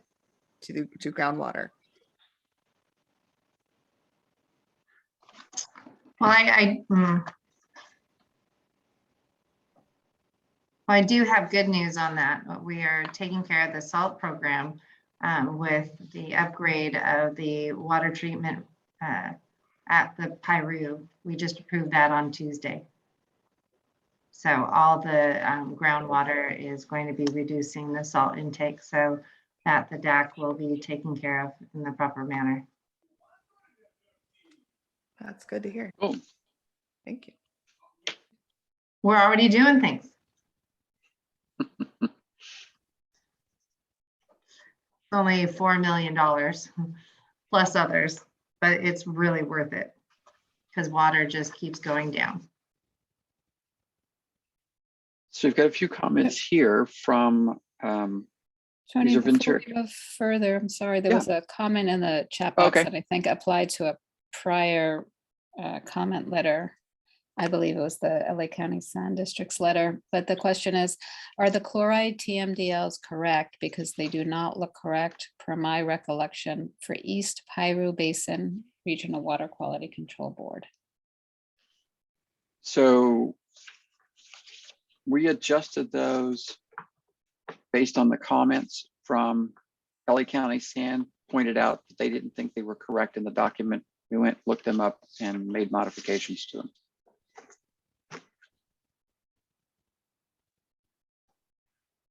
And there's a follow-on comment in the chat box. According to data provided from the Ventura County Irrigated Lands Group Association, the VCILGA sampling is reporting higher nitrate levels in the Piru Basin. And I'm wondering if a lot of that excess nitrates are entering the Piru Basin groundwater from upstream urban development. In the Santa Clara GSA or Santa Clarita. Yes. I think that's what the chlorides. I mean, I guess it's possible at this point in time, if they implement their treatment plants as proposed upstream, there'll be a lot of salts taken out of the river, out of the effluent that's being discharged to the river, I should say. I don't think I have seen all of the irrigated lands database. Maybe United has it. I don't know.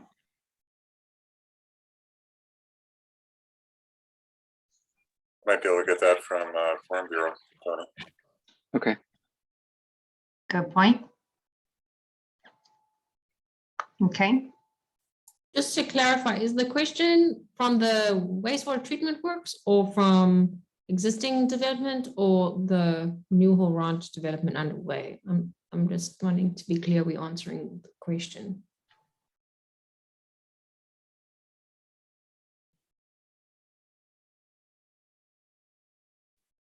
Matt, feel free to unmute if that's easier.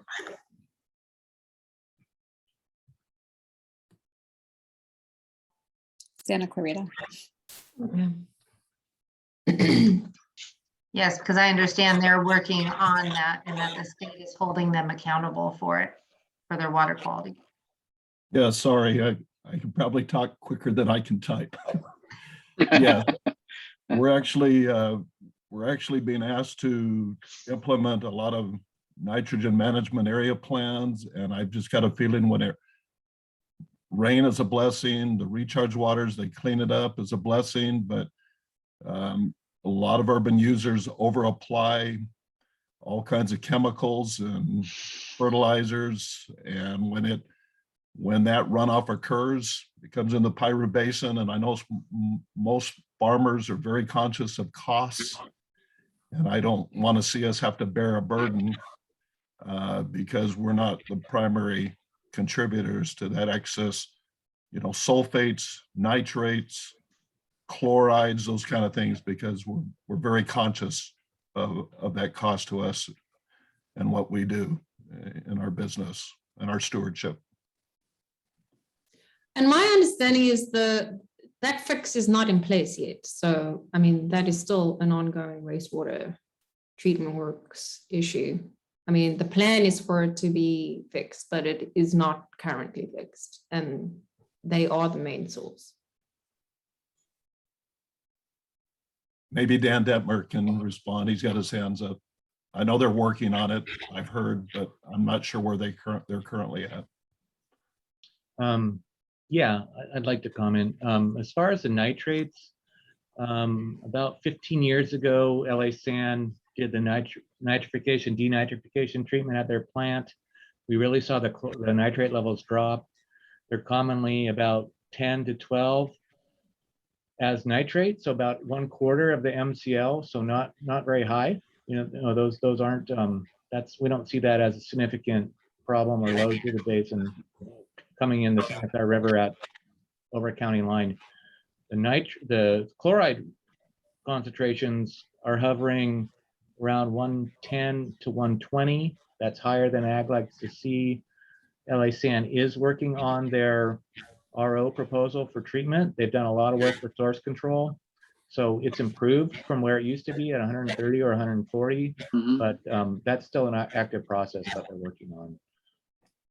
And Dan, also, I believe that LA County San agreed to come and speak to this board at some time in the future. We've had plenty to work with, but they did express a willingness to talk to the board about where their project is and their schedule. So we can arrange them to come and talk to this board in the future.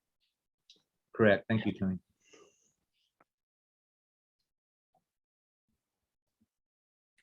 Very good.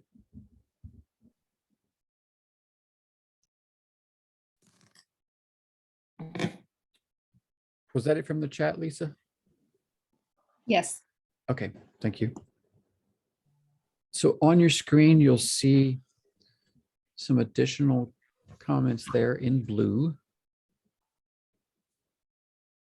And those are comments from Ventura County Public Works. And some of these, we adjusted the language according to their comment to help clarify it. We updated the language there. Provided some explanatory information here about changes in storage and that kind of thing, and where the bottom of the basin is and that kind of thing. And they were asking if additional wells can be sampled in the basin. You know, there's a lot of wells identified that have at least some kind of historical water quality. That might be one sample. And they're asking if these are active and can they be sampled. And so we gave them a total for the active number of wells, but then also said whether they can be sampled is not just a purely technical question. It means sampled means, can we get access? Does the well still exist? Is the well appropriately equipped so we can actually get a water sample from it? So there's some other issues there. I can't totally answer their question as to how many of the 147 would actually be able to be sampled at this point in time. So we just provided some clarification on that. Yeah, and my understanding is that like when USGS has requested access, they've also been denied. So yeah, the access is definitely a factor. It's a big deal. And I think United ran into some of that a little bit when we were looking for locations for the new monitoring wells. And you know, some people were cooperative, others less so. So that's, you know, that's the landowners' prerogative to do what they like to do there. Some additional samples, or excuse me, comments here regarding surface water diversions. And so we updated the information in the section to make that a little more clear. Really wasn't a need to respond to that particular comment. It's just noted. Answer their questions is, has there been a detailed analysis in the GSP of the upstream wastewater treatment effluent water quality and that of the Piru wastewater treatment plant water quality? And it's no, not in the GSP. There was no analysis of that. Where surface water is discussed, we pointed them to the right location.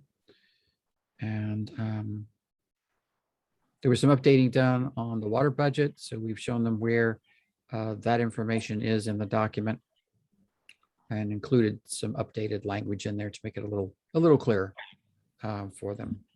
So Tony, when you're referring to appendices, are you footnoting this in the text? So when, you know, again, it's just like that comment to make it easier for people reading, like where to go reference data. If we go to the extent of making edits to the actual GSP language, then obviously we'll add that in there. You know, it's Appendix J or whatever the appropriate one is.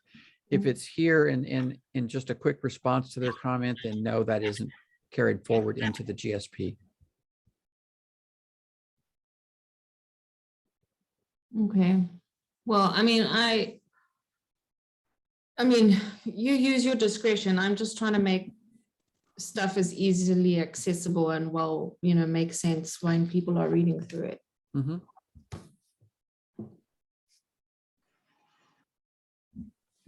Okay. And then we have another, just a few comments here. Updating some information on the historical water budget, made that a little clearer in the document per their request. And some clarifying comments on how future groundwater pumping really, the analogous years evaluation that was done that the board's heard us discuss on multiple occasions. Pointed them to the appropriate sections where information is. Updated the section as it to make it a little clearer.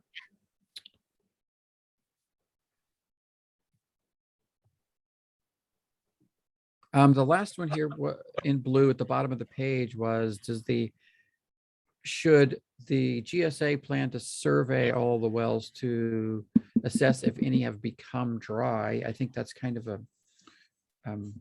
situation where if somebody has a dry well, you're going to hear about it in some way. I don't know that you necessarily need to go do a survey of their wells.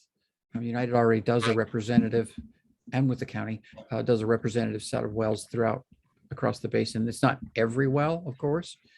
But if somebody has a dry well, I'm pretty confident they're going to reach out to the director that represents their interests on this board and convey their issue.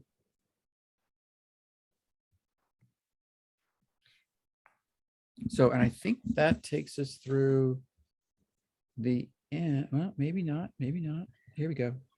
Is that something we could easily add in like a survey with filling? You could survey. Many people, particularly the domestics, don't have the ability to check the water level in their wells. They're not built that way. Mm-hmm. So they wouldn't have a way to say, yeah, my water level's down 5 feet or 10 feet or whatever the number is. They could certainly tell you when the water doesn't come out. But really trying to avoid no water coming out. Well, yeah, that's the goal, is to avoid that. And if you recall some of the analysis we did with the forward modeling and that, we weren't seeing groundwater conditions become so severe that we were going to have many groundwater wells go dry. Hardly any at all, if I remember correctly. There were some monitoring wells that were going to go dry, but I don't think any of the potable wells were going to go dry. So we're not thinking that this is going to be a big issue, unless it doesn't hurt to think about the what if it could happen. But we're not thinking this is a highly probable situation at all. If the domestic wells don't have, if they don't have the ability to do the reading themselves, what would afford them, like if we were to assess it, what would we be doing? Like, is it a piece of equipment that we could take to a different well?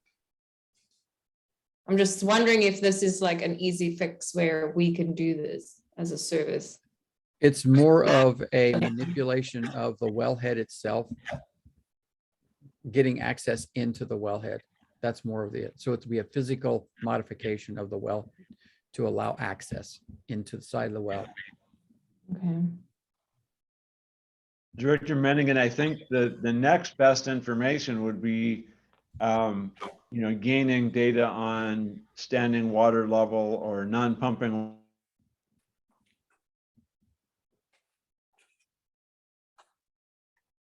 Tony, I think you froze, yeah. I thought that was me. He's frozen. We'll have to come back to him. Okay.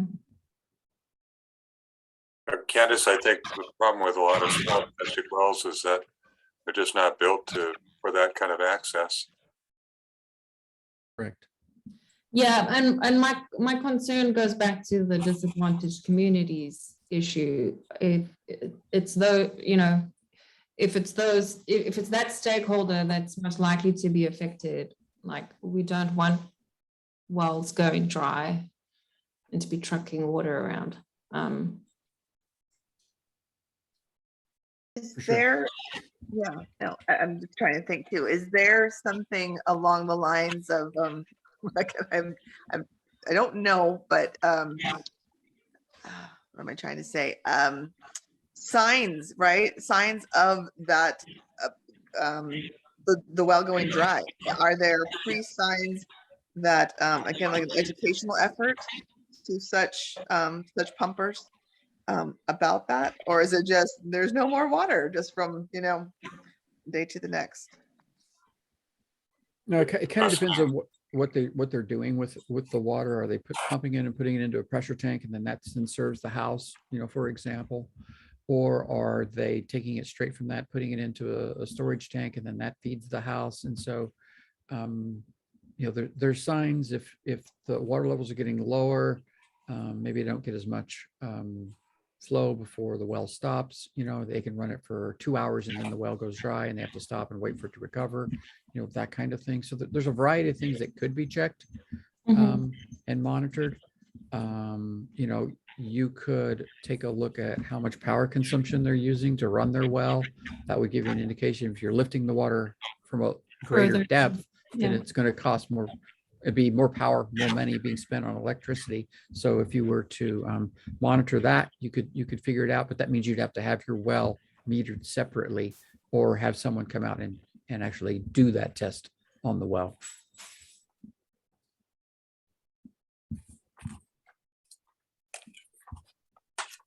Okay, yeah, Like I feel like just put an asterisk on this one. When we go back to future projects, for funding. Because I think this is important to just safeguard the underserved, disadvantaged community, domestic well users.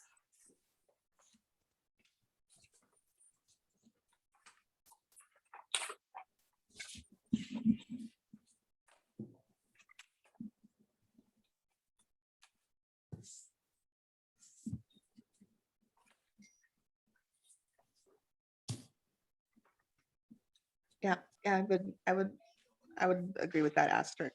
Maybe come back and see that and see if maybe there's maybe a listing of things that you may be at higher risk, especially as the drought goes on. You may be at higher risk for this happening if your well running dry per XYZ, issues that you may see. Mm-hmm.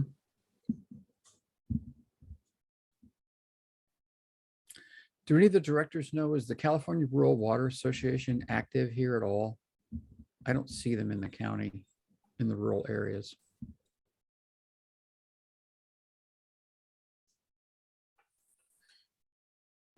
Well, Tony, one comment I would make from my knowledge of domestic wells and the areas where they're found, I think some of the areas that would have the most domestic water wells for individual houses are in Bardsdale, which is probably on some of the best part of the aquifer. Yes, you're correct. That's me and my neighbors. Exactly. But also looking at the table, one of those is 80 feet deep. I mean, that's barely deep enough to have a sanitary seal. Correct. So that's part of the problem. Some of these wells they dug just barely deep enough 50 years ago to find water. Mm-hmm. They have zero resilience. And that goes back to some of the conversations the board had several months ago about, are you designing your SMCs to the shallowest well in the basin or not? And the decision was not. There's other things that could be done for that shallow well owner, and that's just the approach that we've gravitated to over the last few months. I was inquiring about the California Rural Water because I know they have folks who run around to a lot of domestic well operators in other states. I've dealt with them in Nevada and Utah, for example, and they go around and provide their services for virtually no money to well operators there to help them. The individual person who doesn't really know all that much about wells, and these people come in and help troubleshoot and that kind of thing. So that might be something that there's a group out there that we could engage to help if this becomes an issue down the road. Tony, I know that CRWA is very active across the state. I don't know about Ventura County, but I've dealt with them in many counties in SoCal. Okay, very good. So that might be a resource we could look into in the future as we need to. Very good. Good, thank you. Okay. Okay, so I think these were the last three comments. So if there's any additional perspectives from the board?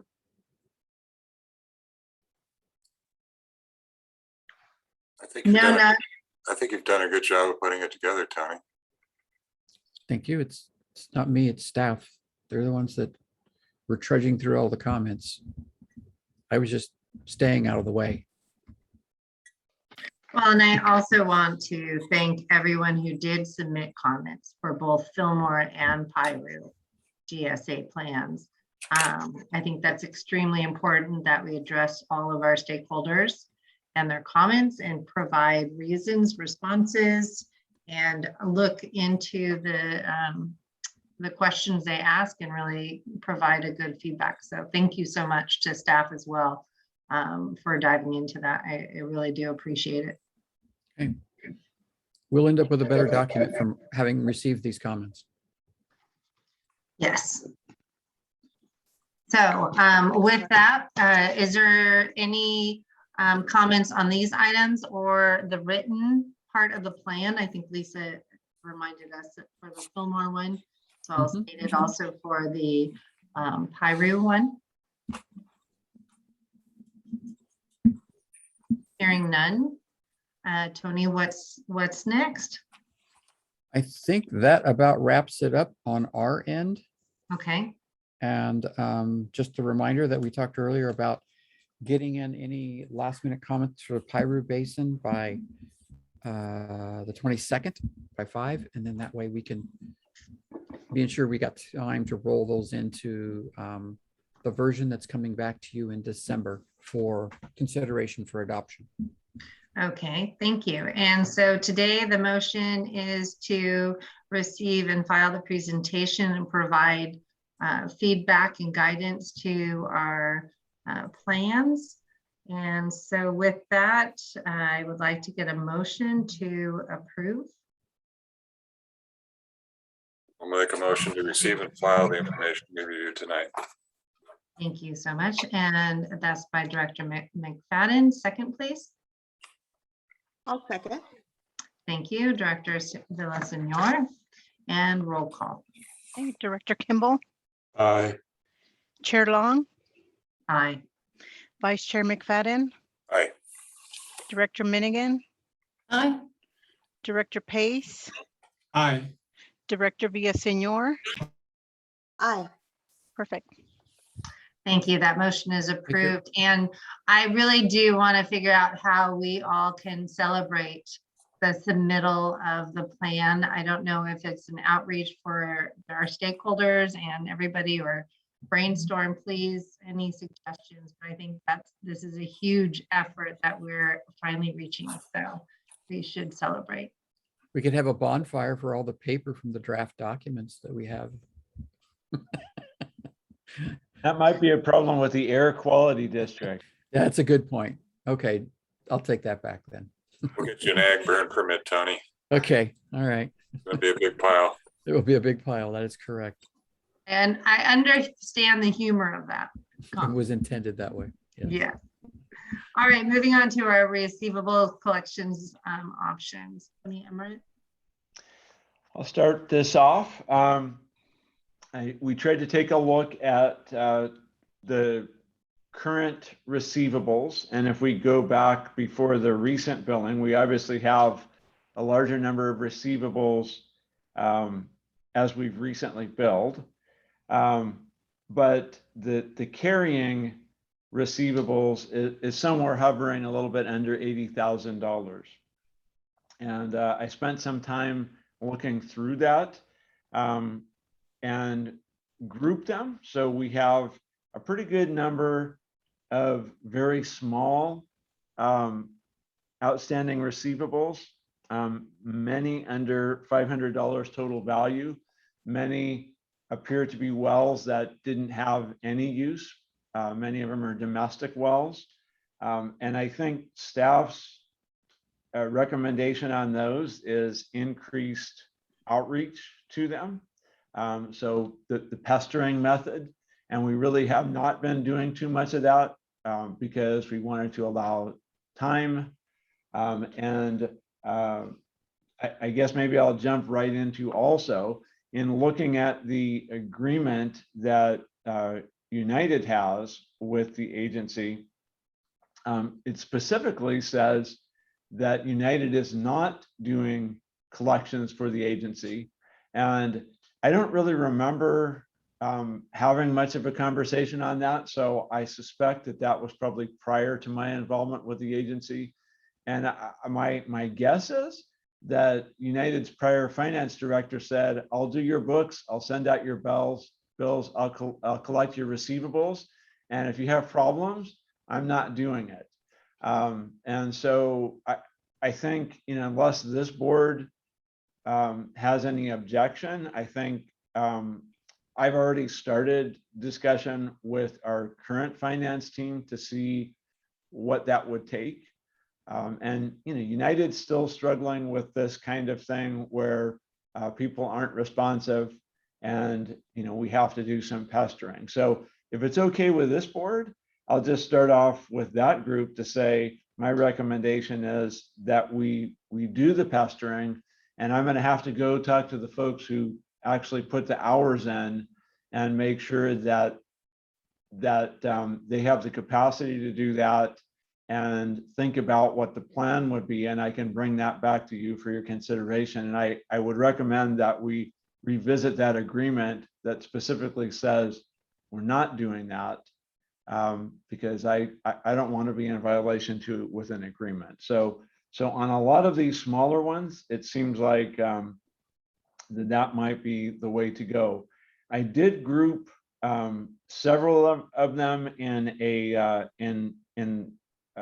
between $500 total value and $10,000. And I have that group because our legal counsel had suggested one tool that's relatively low cost would be using. So if the pestering doesn't work, a tool that is available is small claims court. So that doesn't involve legal hours billed. Although I'm sure our legal counsel would be glad to do that at some point in the future, but I would not recommend we start by suing our customers, and we start with kind of the progressive discipline and communication. But there are 33 that have a balance somewhere between 500 and 10,000, most of which are under 2,000 total owed that's delinquent.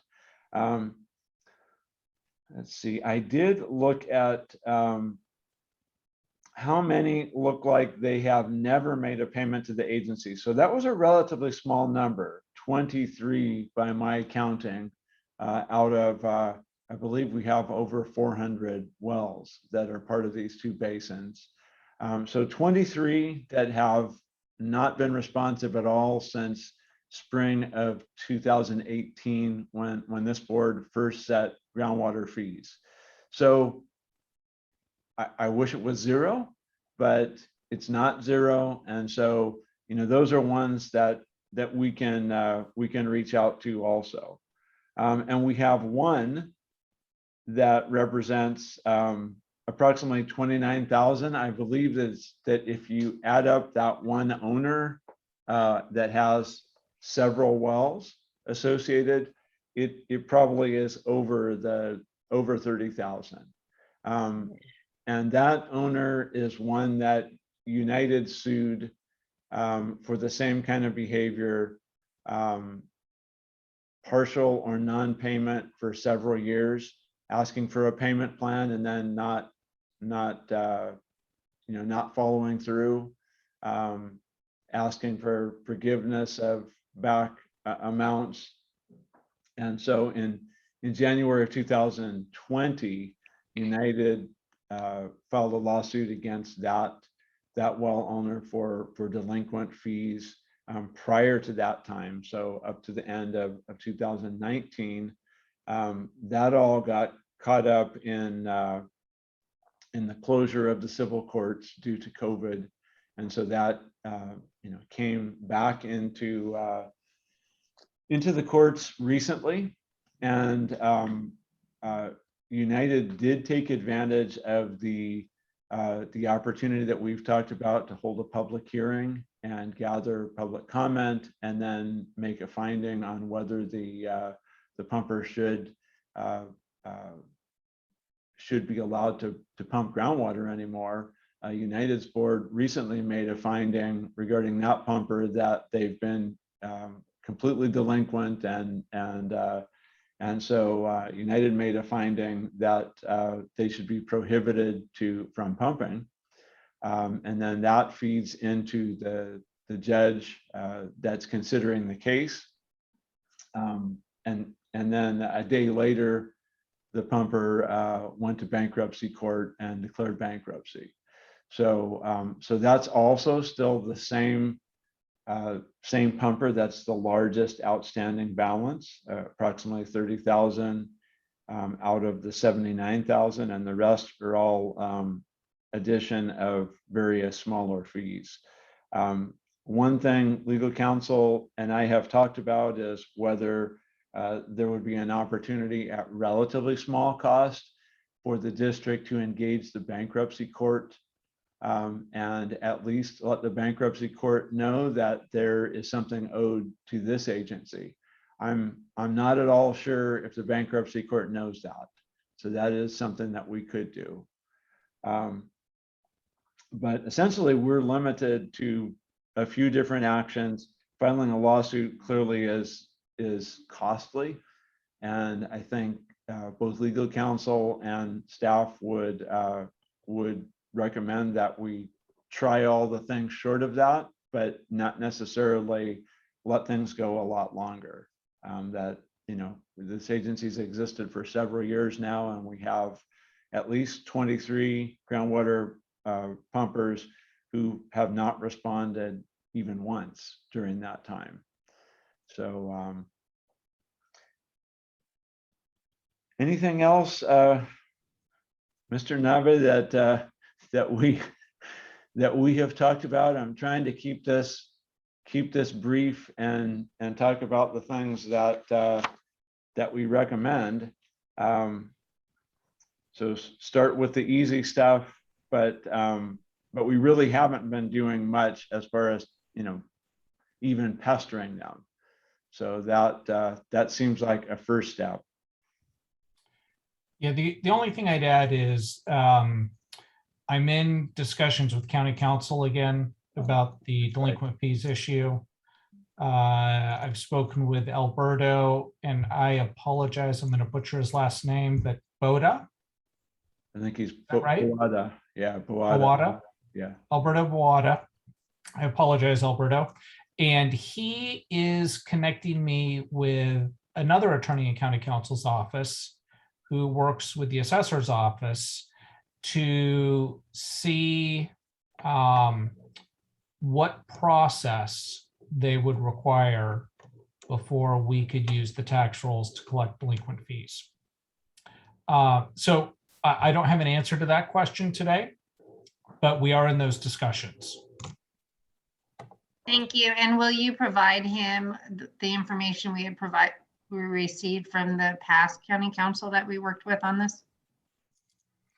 I forwarded him the emails Okay, as part of our discussions. Yep. Just trying to cut the discussion, time. Yeah, he asked me to send those to him, and I did. Thank you. Yep. Directors, what are your thoughts in regards to having United following up and not pestering, but calling these people that are short the funds due instead of going to a collection agency? I think it's a good first step. Question, Tony, can these people still continue pumping when they're in bankruptcy court? Yes, they can. Because of the bankruptcy stay, the agency would be stopped from taking actions from them doing their regular ongoing operations unless someone in and got an order from the court for leave from the stay. Okay. And in the All right. particular case of the one pumper that also owes this agency quite a bit, it was my understanding that neither the pumper nor legal counsel showed up at the first bankruptcy hearing. So the bankruptcy judge was not pleased with the behavior. I don't have any other update, but it seems like a pattern. Okay. I agree with Director McFadden about a good first step would be to pester. And then while we're pestering, we can maybe get some more feedback from New County Council and the assessor's office. And then I think, especially with our problem customer who hasn't paid anything with the 30,000 and with the potential to have that escalated, I think engaging the bankruptcy court just to notify them that we are also owed is definitely worth doing. Agreed. To submit a letter. Mm-hmm. So the process for the bankruptcy court, if they have not listed us as a creditor, we can still go in and file a claim. And then once we file the claim, we're on the official record, we start to get notices. And then depending upon the nature of the bankruptcy, we would be entitled to share in any distribution if there is one. Oftentimes there isn't. Mm-hmm. I don't know the nature of this bankruptcy, if it's a 7-11, if it's a no asset bankruptcy or what it is. But if we get a claim in, at least we're in the record and we're getting notices. Mm-hmm. And regarding United's work or additional work, I will need to go work further with our finance team and make sure that they can do that, and I can probably provide some kind of an idea of the hours and the costs. So I will do that as a next step, and then I can provide a recommended change to the agreement between this agency and United that would modify that portion. So I'll put that on my list to do for a future meeting. And with that, do we have to update our agreement to include doing that task? Yes, we would. Okay. So if we can bring that as well, that'd be great. All right. So the motion you're looking for is? I don't think we're looking for any motion tonight. We'll still continue to gather information. Tony speaking with United, me speaking with County Council, and I think this is more informational for the board. Okay, great. I appreciate that. So then we don't have to take any action or any motion, and we can move to the next item. So quickly though, Chair Yes, go Long, ahead. we don't need to take any action to file a claim in bankruptcy court, Scott. Well, would the board, how about this? I will look into that. I will see where they are. My understanding is it's a relatively recent filing.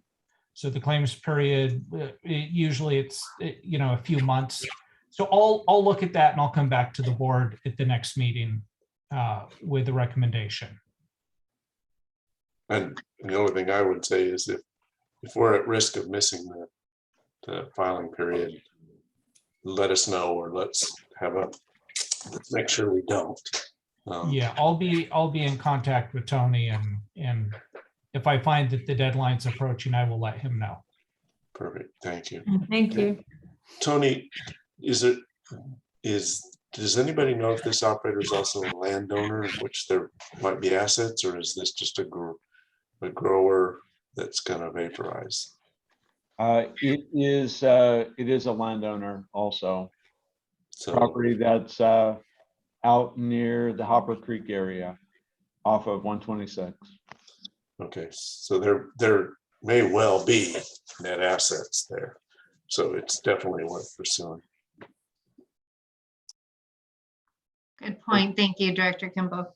Thank you. Okay, if nothing else, then we'll move on to the King and King Ranch CDFA sweep grant application.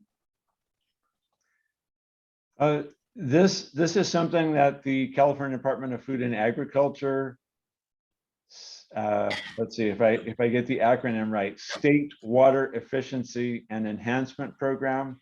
It's my understanding that our local resource conservation district has been working with local property owners on property projects to retrofit their irrigation systems for both water and energy use, carbon footprint reduction projects. The King and King Ranch is located off of Giberson Road and has a significant project that they're putting forth.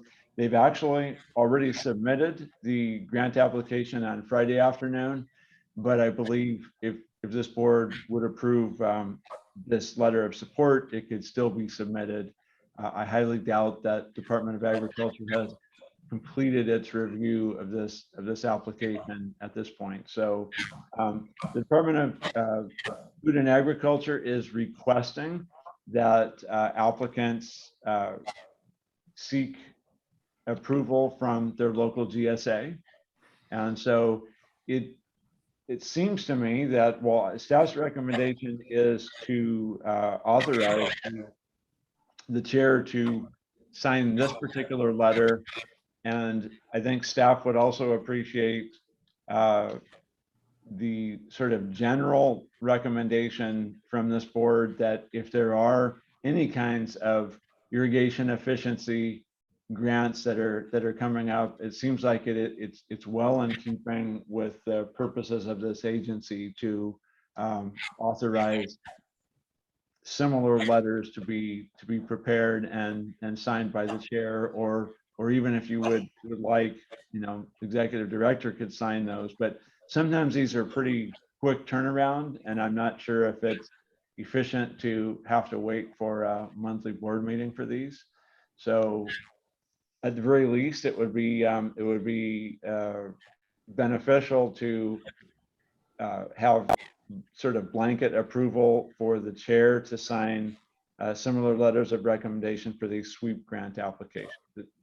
It's my understanding that there are at least a handful of others that are in the works within our two basins. So then we could have a motion to direct the executive director to sign sweep grant applications as appropriate. Okay, I just want to make sure I worded it correctly for everybody. Does anyone have any comments on it or disagreements? If not, I'll take a motion. I think this is exactly the sort of thing we should do. I'll make the motion that we enable staff, the executive director or the chair, to sign this letter and future letters that come to the agency. I'll second that motion. I think it's great. Okay, any other question on this? Go ahead, Gordon. Ed, was your motion for any water efficiency grant? Because there's also equips and there'll probably be others, but could we make it general that it's a grant for water efficiency improvements? Yeah, that's a much better idea, Gordon. So I'll make the motion that we provide letters of support for any water efficiency projects supported. That we support water efficiency grant projects in the future through letters. And I would ask. I'd appreciate it. I would ask that those letters are submitted to our board so that we also know, and that it's a public document that is available. Thank you. So, like as part of correspondence. Yes, please. So for clarification, are you preferring to have this type of thing just prepared and signed by the executive director? I can certainly chase down Chair Long, who's always been very willing to authorize those, but I would be willing to just do those and sign them, and then I can provide them in your board package if you would like. I think my motion was either or, but I can specify whichever you guys would prefer. Okay, I think either or is fine with us. I think it's good to have the flexibility in case, depending on who it's going to. Right. Okay, so we have a motion for and a second. Yes, okay. So roll call, please. Great. Director Kimball, Aye. Chair Long, Aye.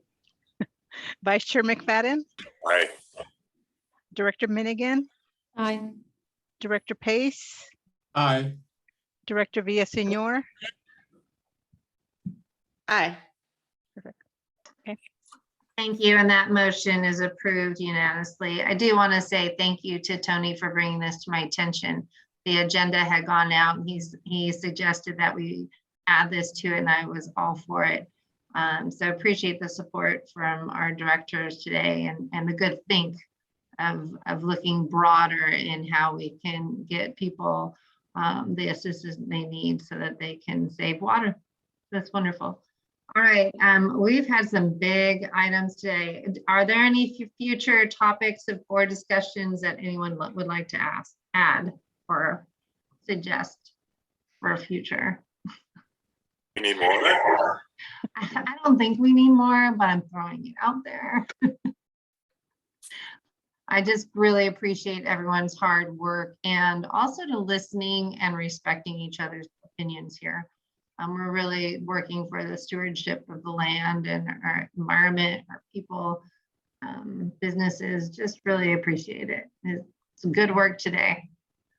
And with that, I think we're done and earlier than 7:30, Tony Morgan. So there you go. Much appreciated. Thank you so much. Our meeting is adjourned, and we will see you at the next meeting, which is the regular meeting of December 16th. Everyone have a happy Thanksgiving. Talk to you later. Good night. Well, Right. Bye. Great job, staff and team. Great job. Thank Happy you. Thanksgiving. thank you for all your hard work.